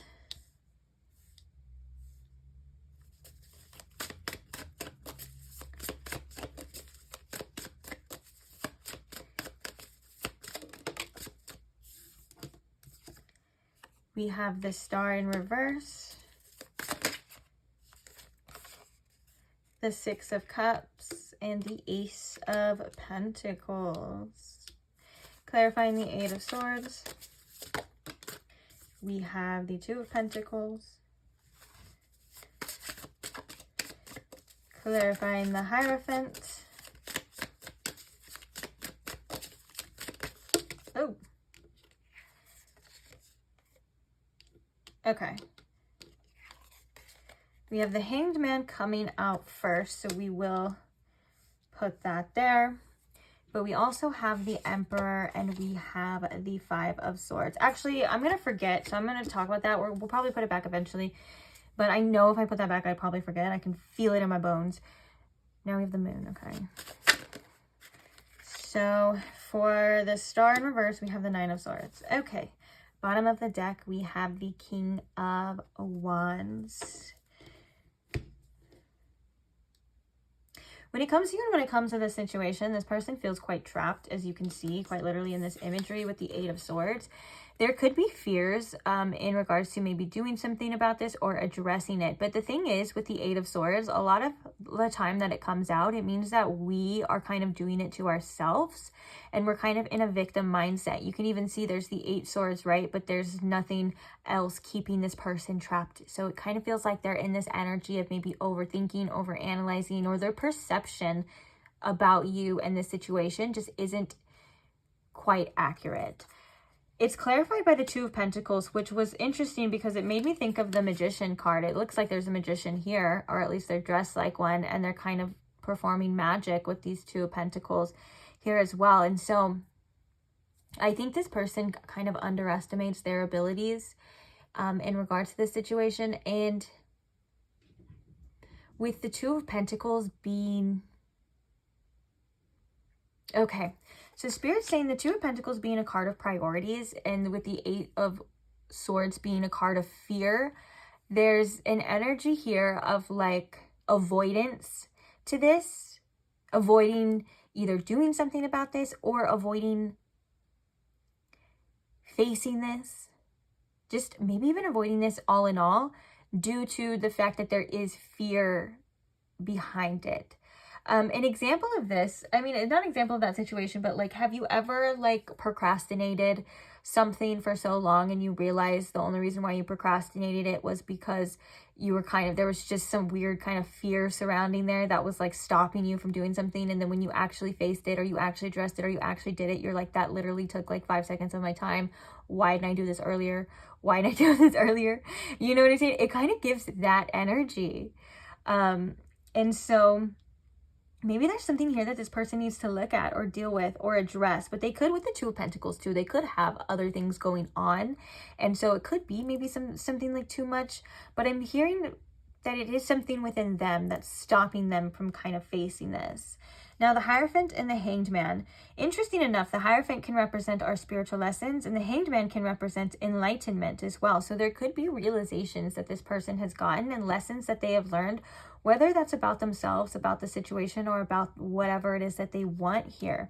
In regards to this, I'm also feeling the fact that these cards came out together. The message here, though, with the Five of Swords and the Emperor, is that it's like this person at times finds this clarity and they start to see it for what it is, and they like the truth and the answers, and maybe even like they're starting to shift their own perception to the correct one. Like they're starting to view the situation differently, and maybe even you in the right light. And I'm hearing for some of you that can involve more empathy, and that can involve maybe even some self-reflection. But then comes this Emperor and Five of Swords energy of like, well, that may not be the case. All of this kind of Five of Swords energy, the conflict of the mind of like second guessing, maybe ego coming through, looking at it more now of like a battle, maybe you versus me. And what they're meant to kind of lean into here with this is the energy of love, is the energy of perception. How are my actions or my past actions, how have they affected pile 3? You know, kind of looking at it from there. And they do get glimpses of that, but then they kind of have this tricky kind of, like I said, ego energy come through to kind of say, well, no. And I feel like this Emperor is almost like, sorry, I can hear my dog in the background. This Emperor is almost like kind of like a standoffish. And this could also be the battle of their mind here as well. And with the Emperor card here too, they could be pushed towards maturing and growing and developing. And that could be an important lesson for them too. But they kind of just have like this back and forth battle, like we were talking about, that kind of keeps them in this energy.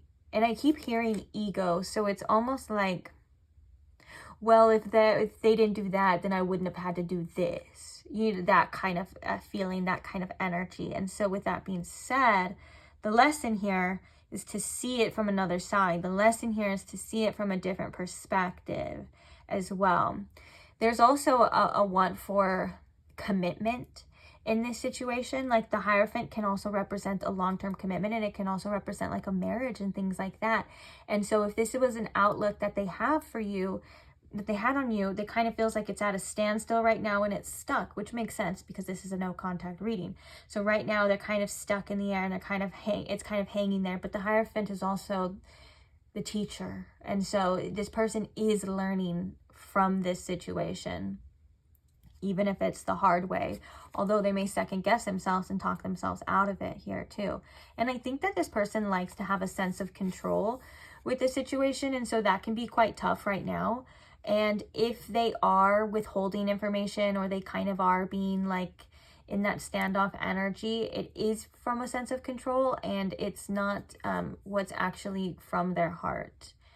And there's also with the Five of Swords here too, this person looks like, the thing is that in the Five of Swords, usually it's somebody walking away with a victory, right? They have their swords, the other swords are in the ground, the other people you can see are walking away.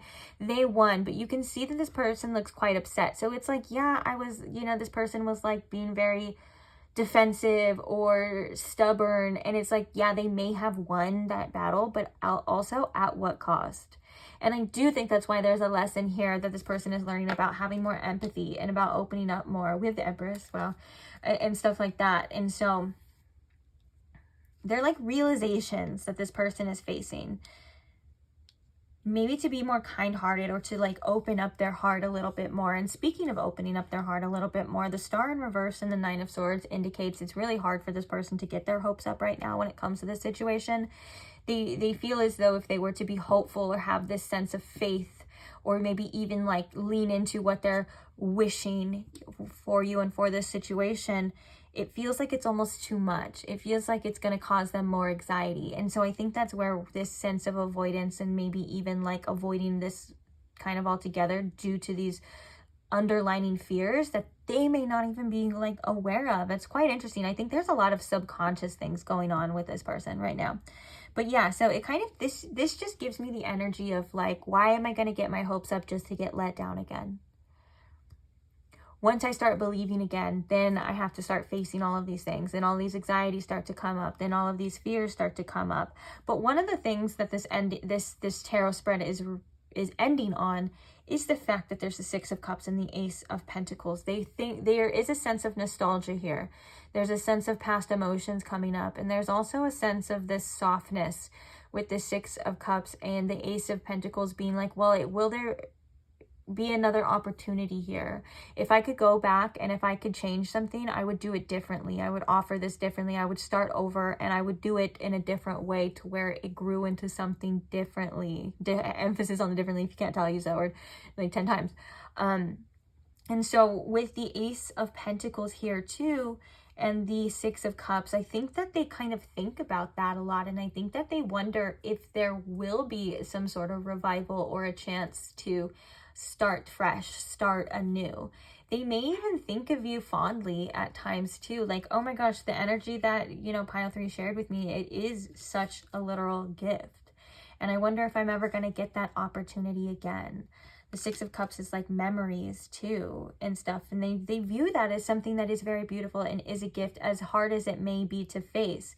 And so I think that they're kind of avoiding this situation at times altogether because of how hard it would be to want, to wish, to hope. As you can see, it would literally cause this person lots of mental stress. Maybe even it still kind of does. And that could be why, they struggle having hope right now, or faith in what it can be, because of this energy. There is a lot of overthinking energy and trapping themselves. Even with the Five of Swords, like we called that the conflict of the mind. Stuff like that. Oh, my ear just started ringing. So yeah. The King of Wands. Ooh, and the Ace of Swords. What's underneath there? And the Two of Swords. And the King of Swords. So many swords. We have the Queen of Wands here too. So many swords energies. And yet on the bottom of the deck energy, the overall, we have the King of Wands. Which is like, I like to think of wands, it's such a moving, passionate energy, and the swords is like thinking, and I feel like it's like thinking versus doing here. And with the King of Wands at the bottom of the deck, it also makes me think of like this person stepping up, finding the inner strength and being that leader. in their own life, and maybe even in their own situation here, right? But then underneath that, we have the Ace of Swords, the King of Swords, and the Two of Swords, trying to find the right answer still, instead of just following that instinct, instead of just following that passion and doing what it is you want to do, right? And having control of it and putting it to good use. They're thinking, well, what's the answer? They're overanalyzing. They may even be trying to detach, and it's causing more confusion, as we can see with the Two of Swords here as well. And I like that we have these two. Oh, we have the Queen of Pentacles underneath that too. And the Ace of Cups. They do think of you quite fondly, I have to be honest. Yeah, they really do. Okay, let's shift to... Oh my gosh, right when I say that, at the bottom of the deck, we have man holding heart at the bottom. And regardless of gender, too.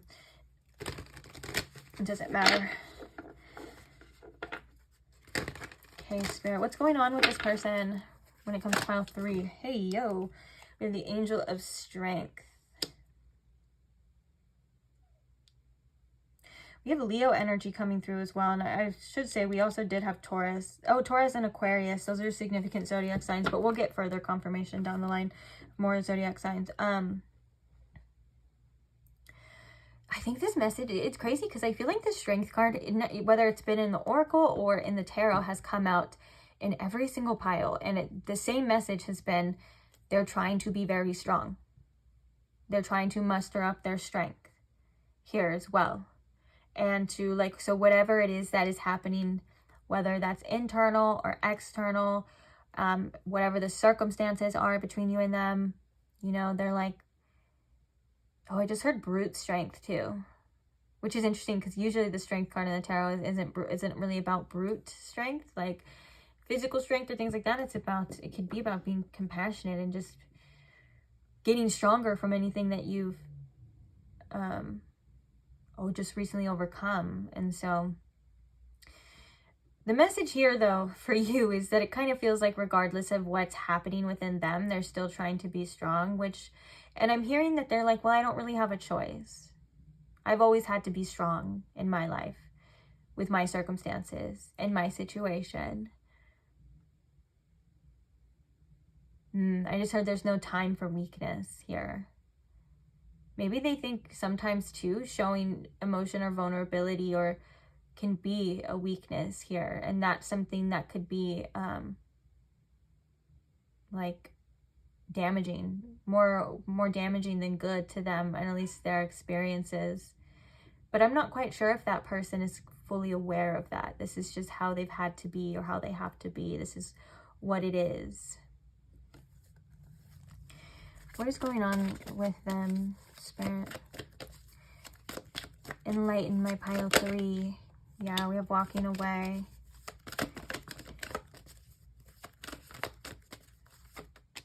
And we have the thinking woman. Bottom of the deck, we have envy.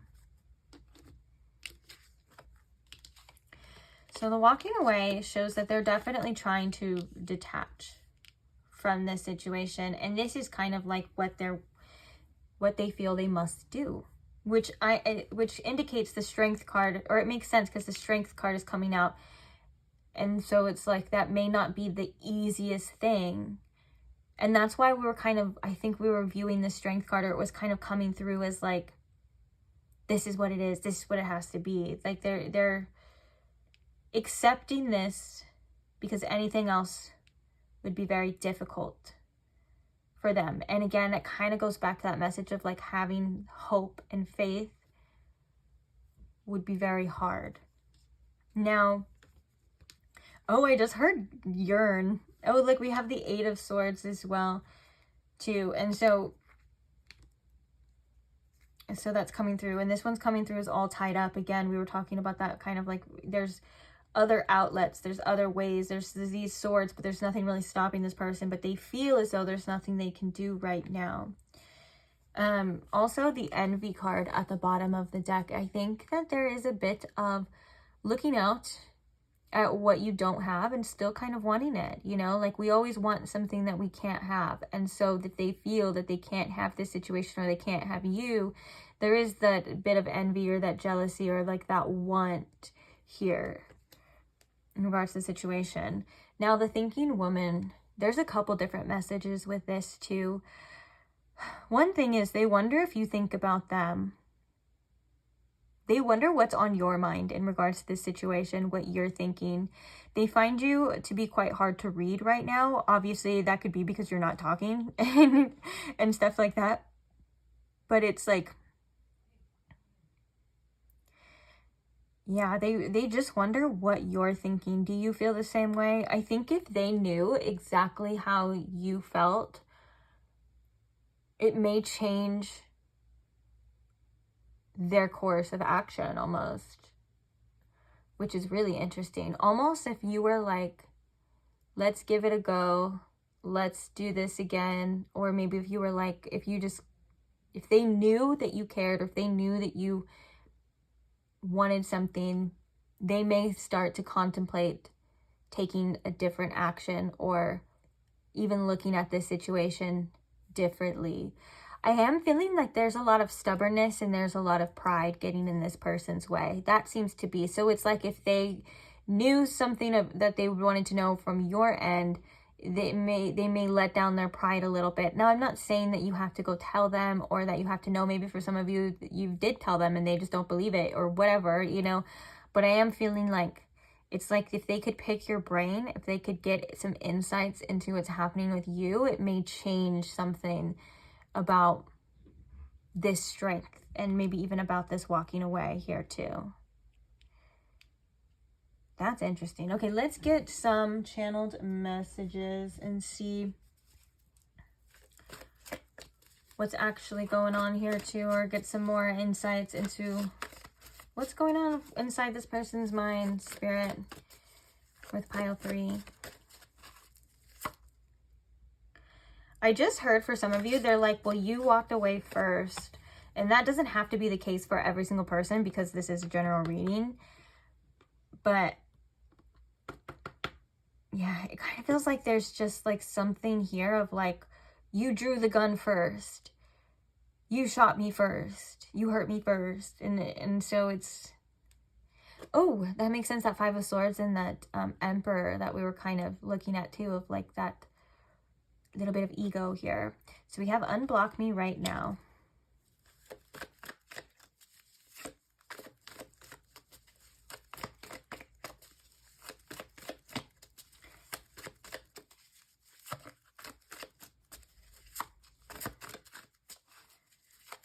What's some more insight, Spirit, into what's happening in this person's mind when it comes to pile 3 right now? Yeah, I'm broken. I'm insecure about it. I do think that, because underneath here, I was thinking that we had all tied up and then we had the man holding a coin. I think that there's something going on in their financial situation right now that is kind of stopping them from actually, and it could be affecting their self-esteem. And this is also that 2 of Pentacles and that 8 of Swords, in a way of like right now, maybe their priority is actually just getting their situation together, getting their shit together, so to speak, so that even if they would come to you or were able to come to you, they feel as though they would have more to offer.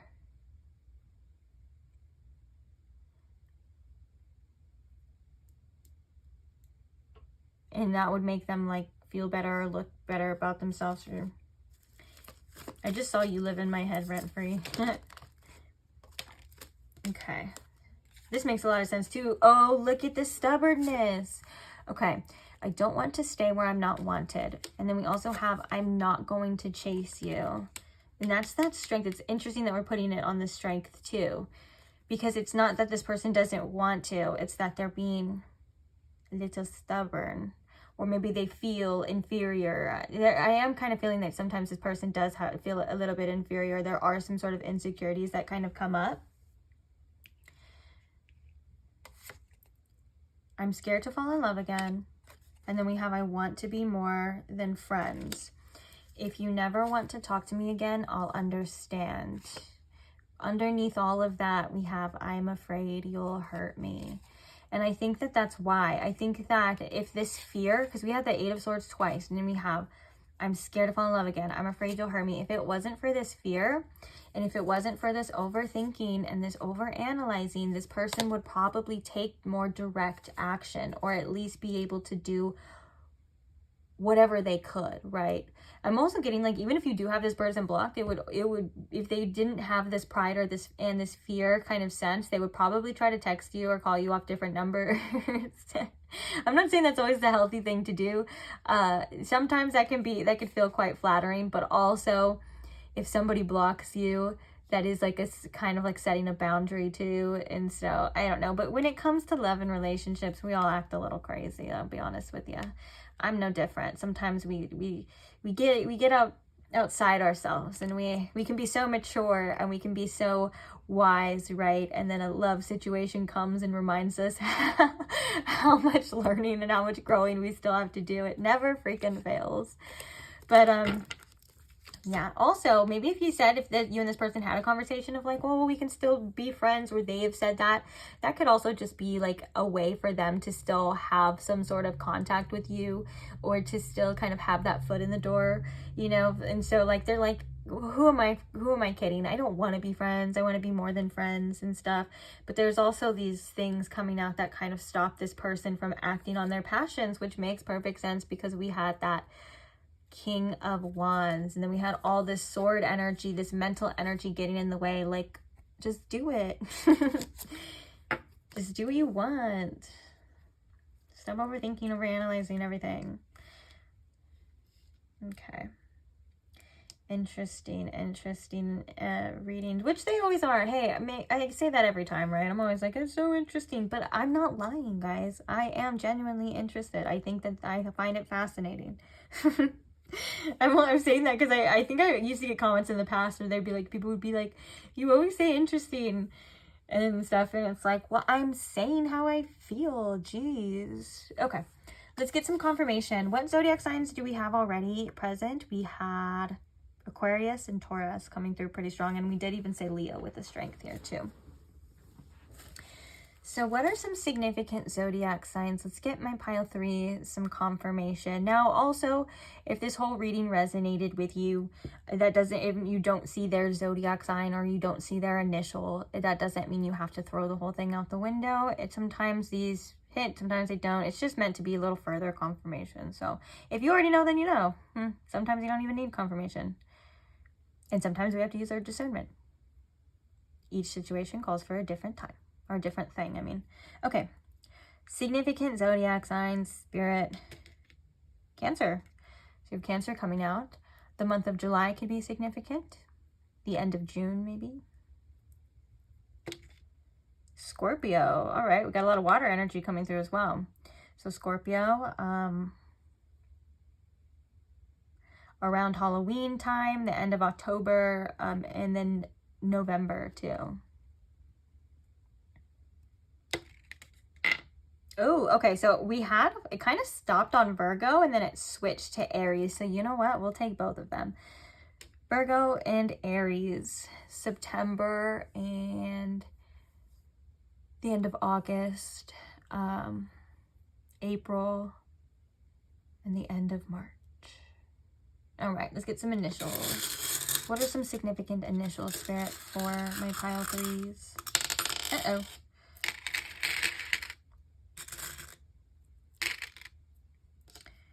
So we have Z kind of going over there by itself, doing its own little thing. Z is also like the last letter in the alphabet, or at least in the English alphabet. And for some reason that seems significant. The final nail in the coffin, something like that. Okay, we have D. D's nuts. We have J. Oh, we have X and O too. So like hugs and kisses. XO, XO, Gossip Girl. I always think of though, I always think of XO. I always think of like Nacho Libre when he's like hug, hug, kiss, kiss, big hug, big kiss, little hug, little kiss. And he's writing them like little tiny X's, big O's. We also have a Y. Oh, you know what's crazy is like, because like all of a sudden I was like feeling like all jokey or goofy, I was wondering, I was like, does this person or you, did you guys have like a good like repartee of like jokes, or maybe they just like to joke and stuff, or maybe they just want to be happy with you too, with the joy as well. So we have an X. We have, do we have 3 W's? Why is there even 3 W's in here? I thought there was only 2. Oh, online, www.pile3.com. This person could check for you online. Also, like, they could have a lot of questions too, like where, what, when, why as well. Okay, so we also have a G, which that makes me think of jog. We have a B. We have an L, a Q, an N, an H, and a P. A lot of initials, a lot of letters today that we grabbed. That could also indicate there's just a lot of people that chose pile 3. Well, let me know, guys, if you see any other words or anything that could maybe be significant. I'm also seeing like bog, like this, like feeling bogged down. But other than that, yeah, just let me know. I'm gonna like, I don't know if you can see these that well, but I'm gonna move them over here because we're gonna get your advice, or your message, I should say. So Spirit, what is the message here? That was a horrible shuffle. What is the message here for pile 3? What does pile 3 need to hear right now? Oh, what's the message? Messengers. We're going to read from the guidebook as well as probably get some intuitive messages per usual. It's become like my new tradition at the end. If I'm using an oracle deck for your messages, I like to give you guys the guidebook message too, so you can kind of get all the information as possible. Also, sometimes I just feel like the creators of these oracle decks have great messages and they deserve to be seen and heard by you guys too. What is the message here for pile 3?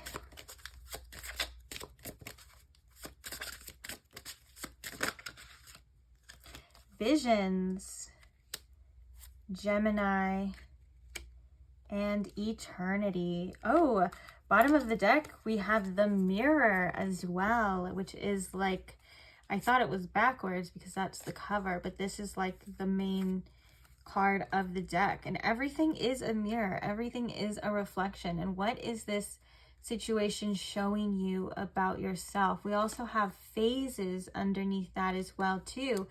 So maybe phases of growth, or going through certain phases, knowing that things aren't going to last forever, whether that's a situation, your life in general, or the way that you're feeling. It's funny that we say that though, because we have eternity here. And so, but it just feels like doing some self-reflection at this time is something that could be very helpful into asking, and how am I feeling right now? What is this situation telling me? What is coming up within me? And like also we can have more grace for other people at times too, and their mistakes and their actions, when we realize that sometimes they're just other versions of us, and sometimes they're wounded versions of us that bring out wounds. Sometimes they're abandoned versions of us that abandon us and bring out these things too. Sometimes people disappoint us. It's like it's just like taking the spotlight and turning it around and asking yourself, what is this showing me? And that could be different for every single one of you, right? The answers, I mean. This Gemini card as well. Gemini is about collaboration a lot of the time, and it is about communication and working together. It's the 3rd house here. And even like there's such a soft spot kind of feeling with this imagery, them hugging and caressing and holding. And so with the eternity card here too, I just have to say there's just a soft message about like even if you are separated from people, you know, the love can live on, and it does live on forever, and you'll find it in different people as well. It'll come back to you, and you'll find it in different lives and everything like that. But it just feels like,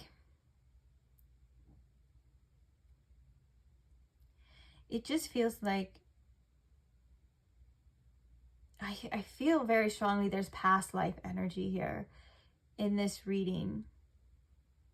And I'm also hearing with the vision, I literally just heard, what breaks your heart can fix your vision. Okay, I want to see what these cards have to say. Oh, I just opened it on Aquarius. And I just switched it to Leo and Taurus. Those are significant signs, aren't they? I want to read what the messages are for you first and foremost. Let's see, where is visions at? Okay, 85, and then Gemini is 9, and then eternity is, we'll come back to that. Okay.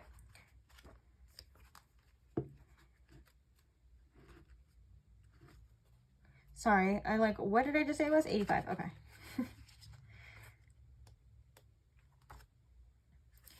Okay, visions. The symbols are the eye and clouds. The associations are the number 41 and 5. Clarity, empathy, and inevitability. Visions looks back with a single point of view. It sees past the clouds, the clouding effects of ego, pride, and envy, and evenly returns our gaze steadfast and perfect. The clouds part, the light, oh, sorry, I don't know why I'm reading like that. The clouds part and the light radiates, having seen through the fog and into what we know to be real. This card not only relays the act of seeing, but the act of looking inward and knowing. What truths do we hide from? Knowing they make it difficult to confront who we are and what we must do. What messages are being relayed to us? This card explores themes of clarity, mental acuity, and I don't know why, guys, what is up with me? I think it's the last message of the last pile, and like my brain is like, bleh. Okay. And reality. It can also imply inevitability, gazing long into what we don't want to acknowledge, but know to be true in our hearts. There is something, especially with the mirror at the bottom, that about facing things that we normally run from, any of the uncomfortable truths and any of the uncomfortable emotions. It seems that this is kind of showing up and like holding this mirror to you. It's not a form of punishment. In fact, it's a form of release. And the fact that inevitability keeps coming up, it kind of feels like with that past life energy too, some of these things that you are meant to face and go through are quite inevitable. And so when we start to face them, when we start to look at them, when we start to accept them, it's crazy how it instantly starts healing us on a deeper level. It may not instantly relieve everything, right? But it really does start to work its magic. It's almost like the shadow. When we stop running from this big, bad, scary shadow and we face it, we realize, wait, this is how you actually integrated. Wait, all this actually wanted was my attention. The answer was always there. I just needed to accept it. I needed to stop running from the feelings of what that answer was going to give me. And then you realize that the feelings don't have that much power as they do when you're running from them. When you face them, they almost kind of melt in and like kind of start to release. And it could take some time as well too.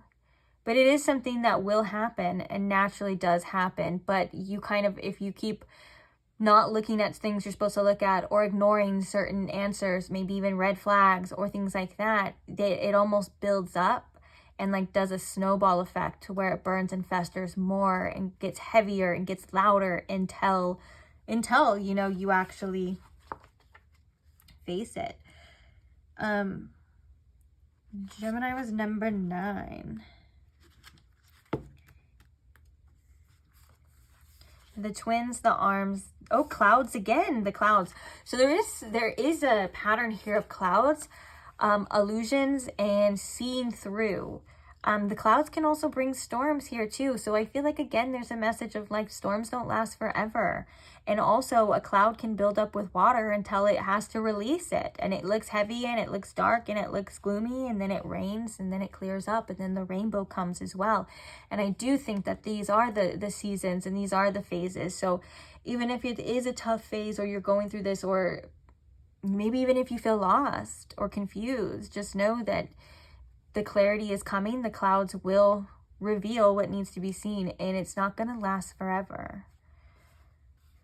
Okay, so also the number 3, Mercury, air, duality, the Lovers and the Devil. I love that they put the Lovers and the Devil together, because the Devil is Capricorn and the Lovers is Gemini, but the two couples, the Lovers is the two people on the card in alignment, whereas the Devil card is the same two people where it's with the attachments and the physical things. And the Lovers is usually the heart, and the Devil is usually the physical, which is really interesting. I like that they put both of them together. Okay, the third sign of the zodiac, Gemini, is a mutable air sign ruled by the planet Mercury. It is associated with communication, duality of thought, and the pursuit of knowledge. Okay, I just had another message. I'm so sorry to interrupt that. I had another message of like the way I was reading that. It kind of felt like I couldn't read it right because I didn't want to look at it. I didn't want to see it, and I wanted to make assumptions, and I may have been jumping too far. And I know that may sound crazy and it may sound like I'm reaching, but Spirit does give messages through things like that, especially with channeling, the way that you see things, the way that you look at things, sometimes the way the card falls, the images, anything like that. And the fact that we were talking about in the other message that there was something to see, something to kind of to accept, or to at least acknowledge. And so I think that as sitting down, slowing down, and leaning into anything that may seem uncomfortable, that you may like actually want to jolt, resist, or run from, is quite literally some of the antidote of what you're needing to face in regards to work through this situation as quickly, almost as quickly as possible, which kind of sounds crazy to say. Okay, so all right, let's go back. So it is associated with communication, duality of thought, and the pursuit of knowledge. Gemini rules the arms, hands, and nervous system. It seeks to reach out, touch, and understand the world on its own merits, through its own experiences and means. Gemini is associated with the Lovers and the Devil in tarot, both which feature the same two figures entwined, whether through devotion or vice. Gemini explores dichotomies in thought, curiosity, and the ability to parse extreme highs and lows. It can also be associated with duplicity, deceit, and masking one's truth, emotions, or intentions. Interesting. You know, there's another message too that actually is really important when it comes to facing things, when it comes to accepting things, when it comes to leaning into the uncomfortable feelings, is checking in with your nervous system. And that message of Gemini ruling the nervous system, sometimes we can't process things because our nervous system is so overwhelmed and so like filled to the top and like almost like stimulated to the point that it's like almost like you feel like you can't take anymore. And so maybe doing some somatic practices, some meditations, or let you do your own research about what you can do to calm the nervous system can be very helpful too. And then you feel like you can take on more and you can accept more and you can do more. It's kind of like another example of this is like sometimes if you're like in a phase in your life where you feel like you don't want to watch any like new shows, or you don't want to watch horror movies. And this is not for my horror fanatics, because sometimes it could be the opposite. Of horror movies and the anxiety that we feel during it can actually be like a form of release for some people and stuff. So that's pretty cool. But if you feel like you just can't take on the anxiety or the uncertainty of like movies, shows, television, maybe even like what's going on in the world, all of those are direct indicators that are mirroring back to you that your nervous system is probably at full capacity, and you may need to kind of do something about that, or do some practices, take a break, give yourself some time to process things like that. It's very important for us to check in with ourselves and our bodies and how we're feeling and things like that, in order for us to continue on and to be able to digest new experiences as well. So note that here. And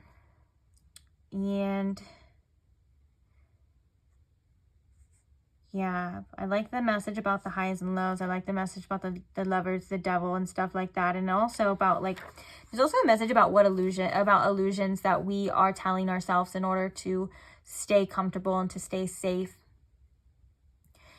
And there's no shame in anything. These are just questions to ask yourself. I'm not even pointing any fingers, so don't think I'm judging you or telling you anything. They're just questions to ask ourselves.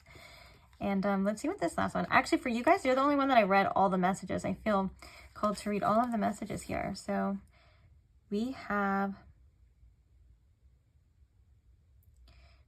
Eternity. Where are you? Where are you? 69. Ooh, number 69. I was gonna say, like, oh, you know what that means, but then I actually got a message that could also be significant to Cancer as well.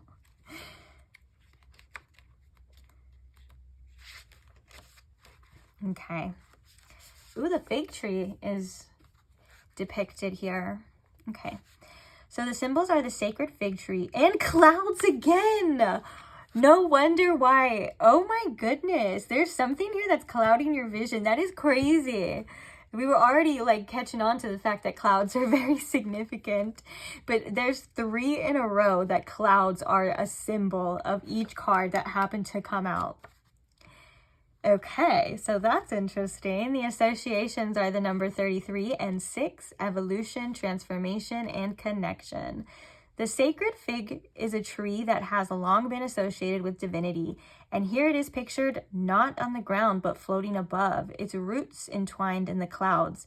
Eternity moves forward and backward, stretching on into infinity and deeply connected to all that operates within it. While things do not entirely disappear, they do transform, and much like us, evolve into something new. The sacred fig tree is a life giver, but also a teacher, and it is slow and steady transformation reminds us that not all growth is immediately visible. This card wants us to integrate our relationship. It wants us to interrogate our relationship, but also this was like kind of integration kind of message. This card wants us to interrogate our relationship with what we consider permanent. On a long enough timeline, all things grow, decay, and change. It is kind of our evolution, right? And things like that. And although we may want something to last forever, I love the message that it kind of reminds me of that message of like energy never dies. It's just changes into something else. And you're changing within yourself as well.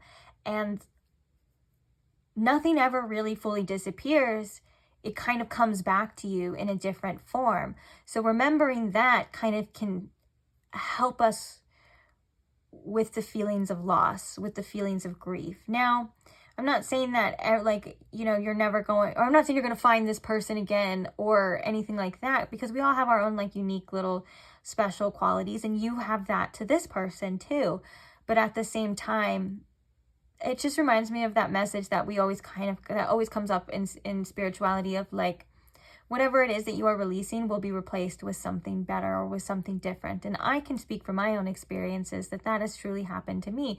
Even if it's replaced with, again, something that has not been permanent, it was something that was needed at that time and an experience. And usually I see that once the clouds have lifted, once the illusions start to dissipate, and even the feelings, you know, and I can separate myself and I can see things from a different perspective now, is usually when I start to get that enlightenment, you know. But each and every time I still have my doubts, I still go through the process, I still feel like that's not true and stuff like that, and yet I am shown again and again that it is.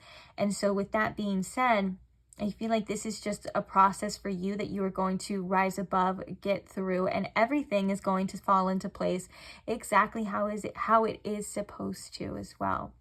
And so just allowing yourself to process, I think, is the best. And way to do it, if that makes sense. Sometimes there's no other way but to get through it. This was a message in another pile too. I can't remember if it was this reading or maybe the one that I did before. But the clouds can represent illusions of the mind, right? Like kind of clouding our vision, like the kind of being foggy and us not being able to see clearly. And so when we think of illusions, ask yourself, what is actually tangible? And what I mean by that is like the illusions of this connection or these feelings, this love, did it ever turn into anything of substance, or is it anything physical here? If not, it may just be, as of now, an illusion. And that's okay. Like, that happens. And that's natural. And our minds are so powerful that it can make us, it literally dictates our whole perception and our life and everything like that. And so getting to know your mind a little bit better, and also questioning those illusions, or questioning those thoughts, questioning those beliefs, and questioning those thoughts, no matter what they are, because our thoughts aren't always correct. And so like an example of this would be like the feeling, or you have a thought or a feeling of like, I'm not good enough. You can question that. Well, why do I feel that way? What makes that for me to believe that that's true?